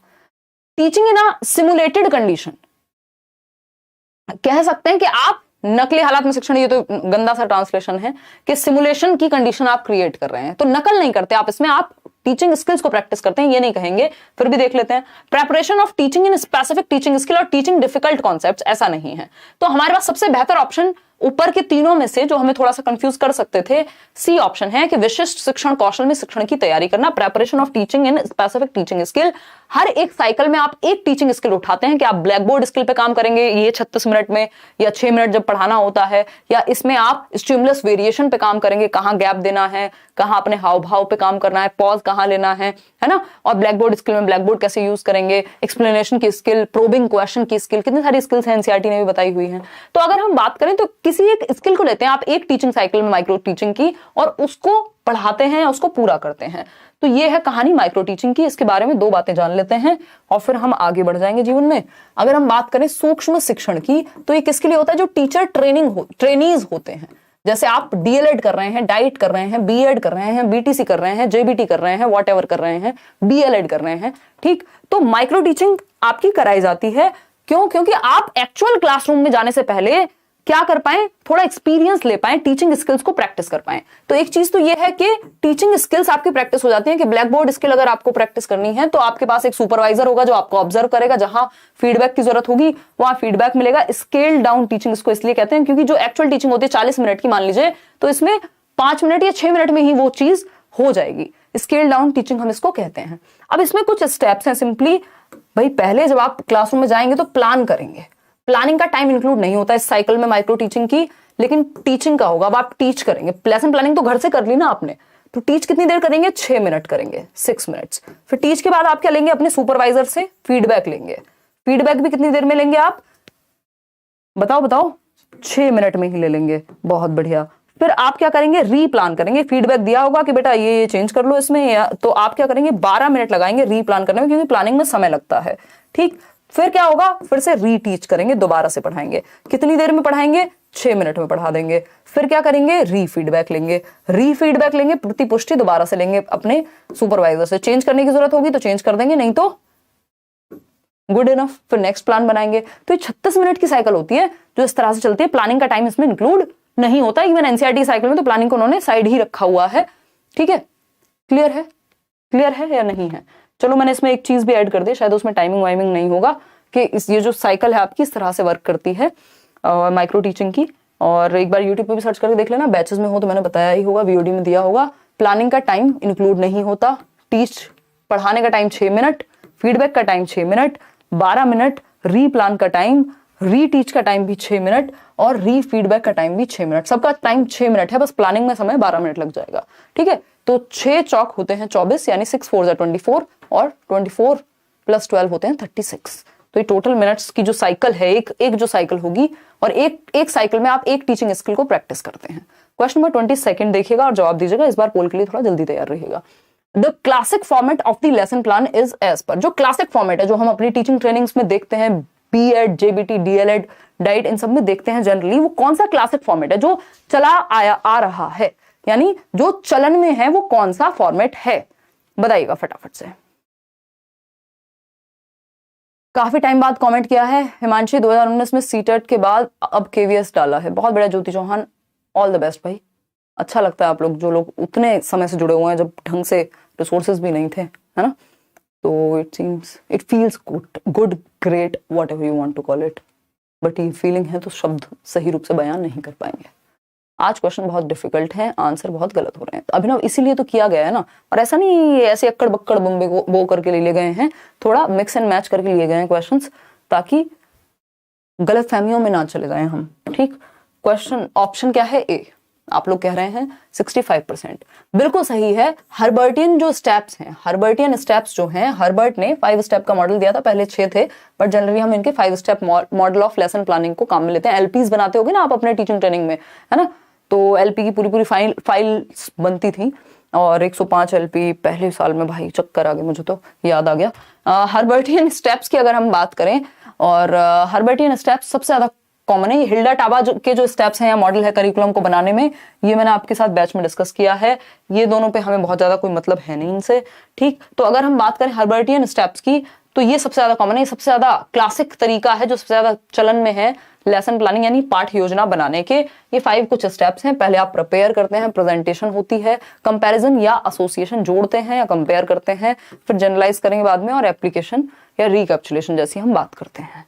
ठीक है, आगे बढ़ेंगे। ये हुए कुछ स्टेप्स, ये पीडीएफ आपको मिल जाएगी। क्वेश्चन नंबर 23 पर जाएंगे और बताएंगे 1 essential feature of a good teaching add. एक अच्छे शिक्षण सहायक सामग्री की पहचान या विशेषता होती है, बताइएगा फटाफट से, फिर ही हम जाकर के आगे बढ़ेंगे। जैसे एक अच्छे विद्यार्थी के 5 गुण हमने बचपन में पढ़े हैं, जो आजकल मैं रिपीट आपके साथ कराती रहती हूँ, ताकि आपको ये ना लगे कि आप ही जीवन में संघर्ष के दौर से गुजर रहे हैं। याद करो, बताओ फटाफट से, बताओ। विद्यार्थी पंच लक्षणम बताओ। तुमको स्कूल में नहीं पढ़ाया घर वालों ने? अंग्रेजी बोलते थे वहां तुम्हारे स्कूल में, वो कहते थे वी शैल ओवरकम समडे, चलेंगे साथ साथ डाले हाथों में हाथ, पूरा स्कूल चिल्लाता था। कुछ अच्छा नहीं बताए हैं हमको, देखो कितनी अच्छी बात पढ़ाई है। विद्यार्थी पंच लक्षणम होते हैं, एक वो काकचेष्टा बको ध्यानम समथिंग समथिंग, पूरा मुझे याद नहीं है, बट उसके 5 लक्षण का मतलब ये होता था कि भैया कम सो, कम खाओ, गृह त्यागी बनो, और एकदम बगुले जैसा ध्यान लगाओ, और बाकी आप जोड़ लीजिएगा, और कुत्ते जैसी नींद होनी चाहिए, मतलब नींद कम से कम लो, है। चलिए खैर, ये सब चलता रहेगा, हंसी मजाक, क्योंकि आप ओवर स्ट्रेस्ड हो जाएंगे तो याद नहीं रहेंगी चीजें। तो कुल मिला के मैंने आपको बता दिया, मोटिवेट किया है अगर आप हुए हैं तो, कि कम खाना, कम सोना, ज्यादा ध्यान लगाना, ये 5 लक्षण आप अपनाइए, चाहे उम्र आपकी कितनी भी हो गई, क्योंकि आप पेपर देने जा रहे हैं। चलिएगा, किसी को ये श्लोक पूरा याद हो तो लिख दीजिएगा, क्योंकि हमारी प्रेयर में होता था ये बुलंदशहर में, फिर हम दिल्ली आ गए, यहाँ सब वी शैल ओवरकम करते रहते थे, है ना। वैसे कोई गाता नहीं था, और एक लाइन पे पूरा स्कूल चिल्लाता था। देखिएगा, अगर हम बात करें क्वेश्चन नंबर 23 की, तो 1 essential feature of a good teaching add, एक अच्छे टीचिंग एड का सबसे जरूरी फीचर क्या होगा, बताइएगा। काक चेष्टा को ध्यान, ठीक है, 2017 में जोड़ी थी आपसे, ट्रैवल विद तनुश्री, बहुत बढ़िया तनुश्री, अब तो आपने खुद का ही चैनल बना लिया है।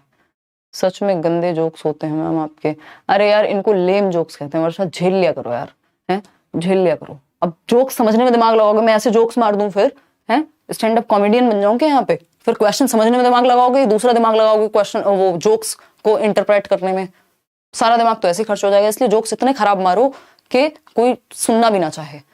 देखिए क्वेश्चन नंबर 23 देखिएगा, 1 essential feature of a good teaching add, सबसे जरूरी फीचर, लो कॉस्ट, ये सबसे जरूरी नहीं हो सकता, पॉपुलर सबसे जरूरी नहीं हो सकता, इजी टू हैंडल सबसे जरूरी नहीं हो सकता।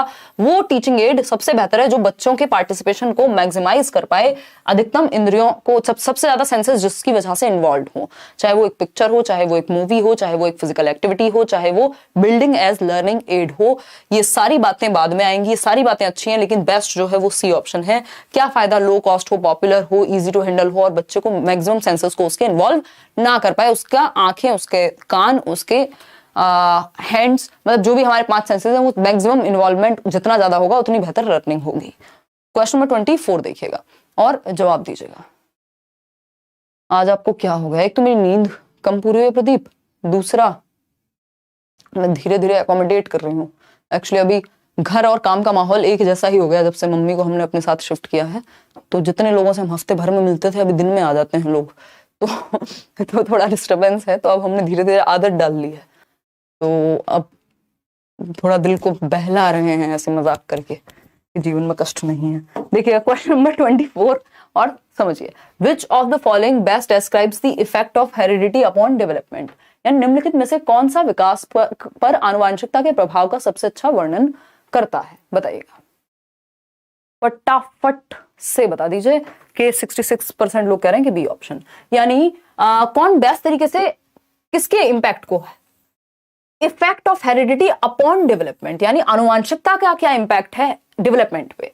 तो heredity determines how far we will go, we will go तो हो गया, आपको 100% पता है कि कितना जाएंगे, वो तो किसे ही पता हो सकता है। It determines how far we can go, संभावना कितनी है, एक बेस लाइन दे दी, एक बेस लाइन दे दी किसने, हेरिडिटी ने, ठीक है ना, एक बेस दे दिया हेरिडिटी ने। एक और टर्म मैंने यूज किया था बैच में, मुझे अभी एग्जैक्टली याद नहीं आ रहा, कि खेलने का मौका दे देती है, इस बीच में आप खेलते रहते हैं। हेरिडिटी लोअर लिमिट और अपर लिमिट सेट कर देती है।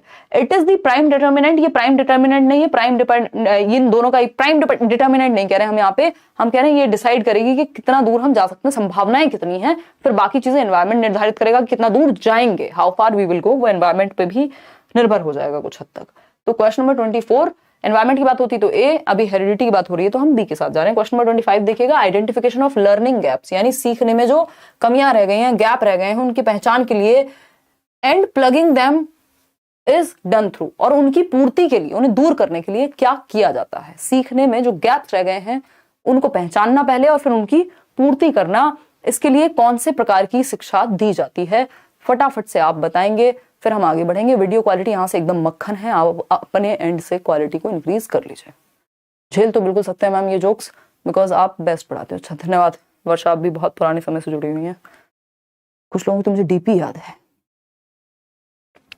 देखो कोई पूछ रहा है मिडिल चाइल्डहुड के बच्चे के कितने दांत होते हैं, ECCE का पेपर देने जाओगे ना, वहां भी नहीं पूछे जाते आजकल ये सवाल। देखो दुर्गानंद कितने ईगो सेंट्रिक हो गए हैं, कह रहे हैं निशा मेरी वाइफ का नाम भी है। इसको 3 से 6 वर्ष कहेंगे, दिल पे मत लीजिएगा, हम मजाक करते रहते हैं दुर्गानंद जी, हमने मान लिया। एक वाहियात एग्जाम्पल दे दीजिए ना, एनर्जी बनी रहेगी। देखो देखो इनको, मतलब मैं अपना मजाक उड़वा लूं यहाँ पे इनके मजे के लिए। देखिए अगर हम बात करें यहाँ पे तो learning gaps of children and plugging them, तो गैप्स पहचानना क्या होता है आपका, डायग्नोज करना यानी पहचान रहे हैं, और उसके बाद उनको पूर्ति करना यानी रेमेडी करना। तो हमेशा याद रखिएगा, इस पे आज भी क्वेश्चन आया हुआ है, मेरा कजिन जो है वो एग्जाम देकर के आया भाई, तो बता ही रहा था। तो डायग्नोज करेंगे पहले और फिर रेमेडी देंगे, ये तो जन्म जन्मांतर से ये बातें चली आ रही हैं CCE के तहत, ये हमने CTET में भी पढ़ा है। तो रेमेडियल टीचिंग देना, गैप पहचान के उसकी पूर्ति करना, रेमेडियल टीचिंग। सिर्फ गैप पहचानना डायग्नोस्टिक, ठीक। ये रिफ्लेक्टिंग, रीटीचिंग, ये सब इसी में आ जाएगा। रेमेडियल में जिसकी जरूरत पड़ेगी उसका हम इस्तेमाल कर लेंगे, टीम टीचिंग की पड़ेगी टीम टीचिंग का कर लेंगे, रिफ्लेक्टिव की पड़ेगी रिफ्लेक्टिव का कर लेंगे। क्वेश्चन नंबर 26 देखिएगा, a teacher would become more effective, एक टीचर जो है ज्यादा प्रभावी हो जाएगा यदि बताइए। पहला ऑप्शन है he she uses good instructional aids, यदि वो अच्छी सामग्री का प्रयोग करे तो प्रभावी हो जाएगा। कोई भी टीचर प्रभावी हो जाएगा बस अच्छी सामग्री दे दो, ऐसा तो नहीं होता, ऐसे कैसे चलेगा दीदी और भैया। देखिएगा फिर आगे बढ़ेंगे, फिर आता है B option, he she helps students to ask question, बच्चों को सवाल पूछने के लिए क्या करता है, मदद करता है। ये बात हमें सुंदर, सस्ती, टिकाऊ लग रही है। फिर भी सी ऑप्शन पढ़ेंगे, he she helps students to achieve mastery learning, इससे बढ़िया तो दुनिया में कुछ बना ही नहीं है। स्टूडेंट्स स्कोर हाई मार्क्स, सिर्फ हाई मार्क्स नहीं, हमें लर्निंग मास्टरी वाली चाहिए, सिर्फ क्वेश्चन पूछना नहीं, ये सब आ जाएगा किसमें, मास्टरी लर्निंग में। बेस्ट ऑप्शन क्या है, बच्चों को पारंगत करने में, महारत हासिल करने में मदद करे, वो लर्निंग बेस्ट है, वो टीचर बेस्ट है। अब इसको थोड़ा सा ऐसे देख लेंगे, 1 मिनट का समय देंगे। और अगर हम बात करें, एक होते हैं परफॉर्मेंस ओरिएंटेड गोल्स, या वो टीचर जो परफॉर्मेंस पे फोकस करे, परफॉर्मेंस ओरिएंटेशन, ये केंद्रता है, ओरिएंटेशन मतलब सेंटर्ड है, ठीक। परफॉर्मेंस ओरिएंटेशन क्या है? फर्स्ट आना है, फर्स्ट आना है, रट्टा लगाओ, हमें कोई मतलब नहीं, फर्स्ट आ जाओ, परफॉर्म करो, ठीक, कैसे भी करो, रट के करो, रो के करो, हंस के करो, समझ के करो, ठीक। फिर आता है दूसरा फेलियर अवॉइडेंस, फेलियर से बचने के लिए, फेलियर अवॉइडेंस। तो फेलियर से आप क्या कर रहे हैं? बचना चाह रहे हैं, बस 33% मार्क्स ले आओ किसी तरह से, सीटेट क्रैक हो जाए, 60% आ जाए और फेलियर से बच जाए, ये हुआ फेलियर अवॉइडेंस। ये भी उतना अच्छा नहीं है और ये भी इतना अच्छा नहीं है कि आपका सिर्फ परफॉर्मेंस पे ध्यान हो या आप फेल होने से बचना चाहते हो। बेस्ट क्या है? बेस्ट है मास्टरी ओरिएंटेशन। आप मास्टर बनना चाहते हो किसी चीज के, वो याद कीजिए, है ना, किसके पीछे भागो, वो 3 इडियट का जो आपका डायलॉग है, सक्सेस के पीछे नहीं भागो। कर दिया वेरी गुड, सोशल कंडीशनिंग, शाबाश, गिरा दो बाबू इसे, इसके 2 कर, एक काम करो, उसको ऐसे खोल दो आज लैपटॉप को देखो, अगर हम बात करें मास्टरी ओरिएंटेशन की, तो मास्टरी ओरिएंटेशन में क्या होता है? किसके? एक्सेलेंस के पीछे भागो, एग्जैक्टली। तो एक्सेलेंस के पीछे भागो, निशा दिल पे लगे, कह रही सक्सेस के पीछे भागो। तो वो सक्सेस के पीछे भागो मतलब परफॉर्मेंस के पीछे भागो, तो वो सही तरीका नहीं होगा, मास्टरी के पीछे भागना है। मास्टरी ओरिएंटेशन मतलब आपका learning for the sake of learning, आपको सब कुछ आता हो, आप सब कुछ जानने में इंटरेस्टेड हैं, इसलिए आप सीख रहे हैं, नंबर अपने आप आ जाएंगे, वो वाला सीन है यहाँ पे, ठीक है ना। चलिए फिर, मास्टरी ओरिएंटेशन बेस्ट है, चाहे वो लर्निंग की बात हो, चाहे वो सिखाने की बात हो, टीचिंग की हो, चाहे लर्निंग की हो, तो C option is the best answer, ये बेस्ट ऑप्शन। क्वेश्चन नंबर 27 देखिए, 2-3 क्वेश्चन और हैं। Social maturity is best characterised by, यानी सामाजिक परिपक्वता की सबसे अच्छी जो डेफिनेशन है, परिभाषा है, सबसे बेहतर तरीके से परिभाषित किया गया है सामाजिक मैच्योरिटी को, सोशल मैच्योरिटी को, किस एक ऑप्शन में? बताइएगा। फिर कोई कह रहा है पीयूष को देख लो, कह रहे हैं गर्लफ्रेंड के पीछे भी भागते हैं। हाँ, बहुत हंसी आई, वाह। फिर क्या होता है? कुछ नहीं होता, बेइज्जती। देखो एक बार, अगर हम बात करते हैं, तुम बहुत हंसी आ रही है, social maturity is best characterised by, यानी सामाजिक परिपक्वता को सबसे बेहतर तरीके से परिभाषित कैसे किया जा सकता है, ये बताइएगा फटाफट से। मैम अपनी हेल्थ का भी ध्यान रखिए, 3 ईयर से जुड़े हुए हैं, आदित्य कह रहे हैं। इतना वीक हो गए हो, आपके चैनल से इतना वीक कभी नहीं देखा। अरे यार बैंड बज गई यार, कोई बात नहीं, बट ठीक है, क्योंकि पहले सीटेट में इतना व्यस्त थी, पूरा नोट्स बनाओ, ये करो, सिंगल हैंडेडली इतनी सारी चीजें हो जाती हैं। निशा तो सोते सोते कभी कहती है चलो ठीक है, थोड़ी मदद चाहिए, ठीक है, ये वाले नोट्स में देख लूंगी, है ना, बस वो इतना ही कर पाती है। हो जाएंगी चीजें ठीक, अभी नेक्स्ट मंथ से जिम जाना शुरू करेंगे वापस, सब सही हो जाएगा। देखिएगा डी ऑप्शन, 70 कुछ % लोग। Social maturity, ability to win friends and influence people. ये मूवी थोड़ी चल रही है, बुक थोड़ी लिख रहे हैं, वो कौन से व्यक्ति हैं जिनकी बुक का नाम है? अच्छा, तुमसे कुछ नहीं पूछे, ठीक है। अरे हैं एक व्यक्ति, चार्ल्स कुछ नाम है। High level of personal adjustment, चलो कह सकते हैं। High degree of social competence, चलो मान लिया। A high degree of integration of one's needs and purposes with those of the social order, सबसे बेहतर ऑप्शन। पुराने जमाने में कहा जाता था जो सबसे बड़ा उत्तर ऑप्शन वो सबसे सही, इस पे वो बात लागू हो रही है, बट ये हर जगह लागू नहीं होती, ये भी याद रखिएगा।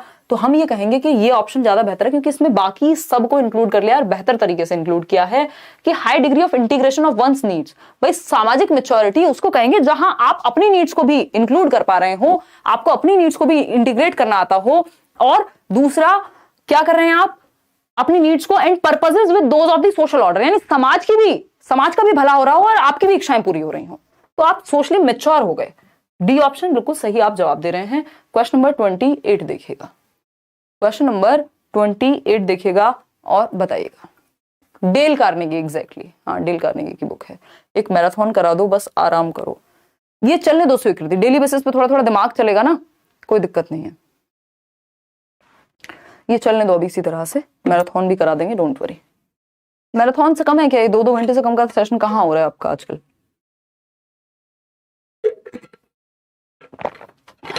जवाब दीजिए, फटाफट जवाब दीजिए। डी 51% लोग कह रहे हैं विच of the following is not true about MR children, mentally retarded बच्चों के बारे में कौन सी एक बात सही नहीं है? पहला ऑप्शन है they lack in ability to generalise, यानी सामान्यकरण की जो क्षमता है उसका अभाव होता है। They feel difficulty in abstraction, चलो ठीक है। They are poor in communication ability, हो सकता है। They can understand cause effect relationship, अब ये उनसे ज्यादा ही, जो मेंटली रिटार्डेड है उससे हम कॉज एंड इफेक्ट की एक्सपेक्टेशन रख रहे हैं, जो कि अपने आप में एक रीजनिंग एबिलिटी चाहिए, जिसके लिए पियाजे के अनुसार कि कॉज एंड इफेक्ट क्या है, कॉज क्या है, धूप का निकलना, तो सनलाइट है, और इफेक्ट क्या है, कपड़े सूखते हैं। तो ये तो बहुत लॉजिक वाली बात हो गई, जो मेंटली रिटार्डेड बच्चे के लिए संभव नहीं, क्योंकि वो अपना ही ध्यान रख ले, बहुत बड़ी बात है। तो बाकी चीजें फिर भी कुछ हद तक हम मान लेते हैं, ये तो नहीं मान पाएंगे, है ना। तो इसको अच्छा, मेंटली रिटार्डेड में भी जो आपका DSM-4 है, वो डायग्नोस्टिक मैनुअल है ना, DSM-4 ही है ना मैडम, आपको तो पता होगा, स्पेशल एजुकेशन कुछ नहीं पता। बहुत बढ़िया, शाबाश मेरे बच्चे, यही टोन में हमको जवाब चाहिए था। निशा मैम के लिए चाय समोसा, अरे इनको तुम पानी मत दो, इनसे पूछा इतना आसान बात, बताना नहीं चाहती हैं, आपको ज्ञान का वितरण नहीं करना चाहती हैं, खुद तक रखना चाहती हैं सिर्फ। तो DSM-4 ये डायग्नोस्टिक मैनुअल है डिसेबिलिटीज को लेकर के, मेंटल रिटार्डेशन को लेकर के। तो इसमें ये कहा गया है बेसिकली कि माइल्ड मेंटल रिटार्डेशन IQ कितना होगा, 50 से 70। मॉडरेट मेंटल रिटार्डेशन, MR की भी कई कैटेगरीज है ना, तो 35 to 50। सीवियर मेंटल रिटार्डेशन, बच्चा बिल्कुल ध्यान नहीं रख पाएगा, अपना भी गार्जियन चाहिए इसमें, 20 से 35। Profound mental retardation less than 20, जिसको इडियट कह देते हैं, आपकी IQ टेबल जो उनकी है टर्मन की, उसके अकॉर्डिंग। तो ये भी आप थोड़ा सा देख लेंगे। इसमें एक और चीज होती है, वो आप कमेंट करके बताएंगे, आपका होमवर्क है, कल मैं बताऊंगी। EMR, educably mentally retarded. दूसरा कौन सा होता है भाई, मॉडरेट। और तीसरा है आपका EMR ही होता है, आई थिंक। मैंने बैचेस में बताया हुआ है, अभी मैं रिकॉल नहीं कर पा रही हूँ। तो ये तीनों कैटेगरीज बता देना जिन्होंने पढ़ा हो कमेंट में, बाकी हम कल चर्चा कर लेंगे इस पे, कोई दिक्कत वाली बात नहीं। EMR और TMR, ट्रेनेबल मेंटली रिटार्डेड और एडुकेबल एंड ऑल, ठीक है। चलिए ETC बताया था, राइट। एडुकेबल, ट्रेनेबल और कस्टोडियल, राइट। तो एडुकेबल वो होते हैं 50 से 70 वाले, जिनको पढ़ाया जा सकता है कुछ हद तक बेसिक, और आपका जो T है वो ट्रेनेबल होते हैं, ये 35 से 50 वाले, और जो आपके कस्टोडियल हैं वो 20 से 35 वाले, ठीक। उनको कस्टडी में रखना पड़ेगा, वो खुद से ध्यान नहीं रख पाएंगे। तो इसी में ETC लिख लेना, ठीक है। ETC होता है वो प्लेन वाले यूज करते हैं टर्म, पायलट्स वगैरह, ठीक। कस्टोडियल, ट्रेनेबल और एडुकेबल, ठीक। चलिए आगे बढ़ते हैं, समझते हैं। Question number 29, second last question है आज के लिए।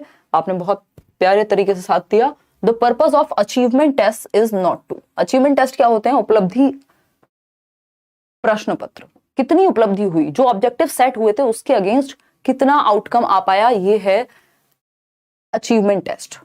पहला ऑप्शन क्या है, समझते हैं। आयात क्या कह रहे हो भाई, मैम निशा को दिखाओ। अरे पढ़ लो यार, 2 दिन बाद पेपर है। ये मैं थोड़ा बहुत मजाक इसलिए कर रही हूँ, बहुत स्ट्रेस ना बने आपके ऊपर, क्योंकि वैसे दिन भर रात भर पढ़ रहे हैं लोग। मैं बैच में पूछ रही थी, 3-4 घंटे भी सो रहे हैं लोग, 13 घंटे, 12 घंटे, 16 घंटे पढ़ने वाले भी लोग हैं। कोई तो 23 कह रहा था, वो पता नहीं कौन से गोला का प्राणी होगा। अगर हम बात करें, the purpose of achievement test is not, उपलब्धि परीक्षणों का उद्देश्य नहीं है। सी ऑप्शन 68% लोग कह रहे हैं। Grade learners as sharp, weak and average, बिल्कुल। लेबल करना किसी भी पेपर का उद्देश्य नहीं हो सकता, किसी भी टेस्ट का उद्देश्य नहीं हो सकता। फिर क्या हो सकता है, ये बाकी के 3 हो सकते हैं। ये देखना कि बच्चों ने कितना सीख लिया है, ये एक उद्देश्य हुआ। बच्चे कहाँ वीक हैं, ये एक उद्देश्य हुआ, कहाँ उनको दिक्कत है, कहाँ वो स्ट्रांग है। और स्कोलास्टिक गोल्स, जो ऑब्जेक्टिव सेट हुए थे ईयर के शुरुआत में, वो किस हद तक अचीव हुए हैं, उद्देश्यों की प्राप्ति जो हमने उद्देश्य रखे थे वो किस हद तक हो पाई है। चलिए आगे बढ़ते हैं। आज के लिए आखिरी सवाल। The individualised education plan IEP is not based on the idea of, IEP कहाँ यूज करते हैं हम, इंक्लूसिव एजुकेशन में। स्पेशल बच्चों के लिए हम पेरेंट्स के इन्वॉल्वमेंट के साथ एक प्लान बनाते हैं, जहां पे हम इंडिविजुअल की नीड को ध्यान में रखते हुए प्लान बनाते हैं। यूनिट वाइज करा दीजिए, मैं देखूंगी यार, अगर हो पाया तो एक सेशन या तो बड़ा लेना भी मुश्किल। ओहो, देखना ये चल गया क्या, हाँ अभी चल गया, ये बीच में बफरिंग हो गई थी। अगर हम बात करें, हाँ जैसे आप लोग कह रहे हैं ना, यूनिट वाइज भी करा दीजिए। यूनिट वाइज से ज्यादा बेहतर समय खैर ये वाला है अभी, लेकिन फिर भी मैं कोशिश करूंगी, अगर 20 के आसपास भी मैं 5 दिन में 5 यूनिट हो जाएंगी, या 2 यूनिट एक दिन में भी करी तो कर सकते हैं ये ट्राई। बट अभी थोड़े से मिक्स्ड क्वेश्चन कर लो 2-4-6 दिन, उससे क्या होगा, पेपर में डायरेक्ट हेल्प मिलेगी। बिल्कुल एकदम होता है ना, कम समय में ज्यादा फायदा वाली बात है ये, ठीक है ना। ठीक, डी ऑप्शन 70% लोग कह रहे हैं। चलिए देखते हैं। अगर हम बात करते हैं IEP की बात, ये इंडिविजुअलाइज्ड एजुकेशन प्लान है जो स्पेशल बच्चे के लिए बनाया जाएगा पेरेंट्स के इन्वॉल्वमेंट के साथ, उसकी नीड्स को ध्यान में रखते हुए। बहुत ही पॉजिटिव चीज है, इसको यूज किया जाना चाहिए। करंट स्ट्रेंथ्स, चलो ठीक है। Individual goals to be achieve, चलो ठीक है। Use of cooperative learning strategy, parents भी, टीचर भी, स्कूल का माहौल भी, ठीक है। सेपरेट या सेग्रीगेट करना, लेबल करना, अलग थलग करना, ग्रुपिंग कर देना बच्चे को अलग से, क्षमता समूहन या एबिलिटी ग्रुपिंग कर देना उसकी, ये खराब बात हो जाएगी। ये आपको कोऑपरेशन में एक साथ सिखाना है, ना कि बच्चे को अलग थलग महसूस कराना है। तो ये गलत है, और जो गलत है वही सही है, क्योंकि पूछा ही गलत है। आज के पेपर का जो फीडबैक है वो यही है कि बहुत सारे क्वेश्चंस नॉट लगा करके पूछे हुए हैं, और जैसे ही क्वेश्चन नॉट के साथ आए तो थोड़ा सा सतर्क हो जाना है, कान ऐसे 3 इडियट की तरह खड़े कर लेने हैं और जवाब बहुत ही ध्यान से देना है। पेपर में अपनी पढ़ने की स्पीड को बढ़ा लो। आज जो मेरा कजन है वो बता रहा था भाई कि पेपर में प्रॉपरली टाइप्ड भी नहीं है पेपर, मतलब ऐसा प्रिंटेड जैसी चीजें हो रही हैं कि स्क्रीन पे दिख रहा है, तो वहां थोड़ी बहुत समस्या ना हो, इसलिए प्रैक्टिस इतनी करके जाओ। ठीक, ये आपकी बैच वाली बात रही। करियर वाले ऐप पे है, कहीं और से आप एनरोल मत करिएगा अगर आप इंटरेस्टेड हैं तो। अदरवाइज ऐसा कुछ है नहीं कि मतलब आपको करना ही करना है। अब ये उन लोगों के लिए जिनको एंड मोमेंट पे घबराहट हो रही है, क्योंकि चीजें एज इट इज बस रही है। ठीक, इसका जो PDF है टेलीग्राम चैनल पे आपको मिल जाएगा, आज वाले सेशन का भी, पहला भी, विद आंसर्स। ठीक, लाइक शेयर सब्सक्राइब आप कर दीजिएगा। कमेंट्स में कोई और विचार हो तो वो भी आप बता दीजिएगा। आज के लिए इतना ही रखते हैं, कल मिलेंगे। आउट ऑफ 30 क्वेश्चंस कितने ठीक हुए वो भी आप बताएंगे कमेंट्स में। ठीक है, कल मिलेंगे 9 या 9:15 के आसपास और क्वेश्चंस करेंगे। और अच्छा, कल तो 13 और 14 को जो पेपर हुआ है उसका भी हो सकता है कि मैं ये वाले क्वेश्चन ना करा करके उसका एक रिव्यू बना दूं, क्योंकि उसमें काफी चीजें आपको आइडिया लग जाएगा पेपर आ कैसा रहा है, और चीजें उसी तर्ज पे चलनी है। ठीक, चलिए आज के लिए इतना ही। 24, 26, 27 बहुत बढ़िया, बहुत बढ़िया। एप पे क्लास में अलग से लगवाऊंगी 1-2 दिन में, डोंट वरी, क्योंकि सिलेबस आपका कंप्लीट हो चुका है। प्रैक्टिस यहाँ भी चल रही है, प्रैक्टिस वहां भी चल रही है, तो बेवजह आपका भी बहुत ज्यादा समय लेकर के उससे कुछ स्पेशल नहीं हो जाएगा। ठीक, और ऑलरेडी ही कितना 130 वीडियोस आपके पास हैं, जिसमें से 30 बिल्कुल लाइव हैं, बड़े बड़े। चलिए, टेक केयर। कोई और कष्ट हो तो आप बता दीजिएगा कमेंट सेक्शन में।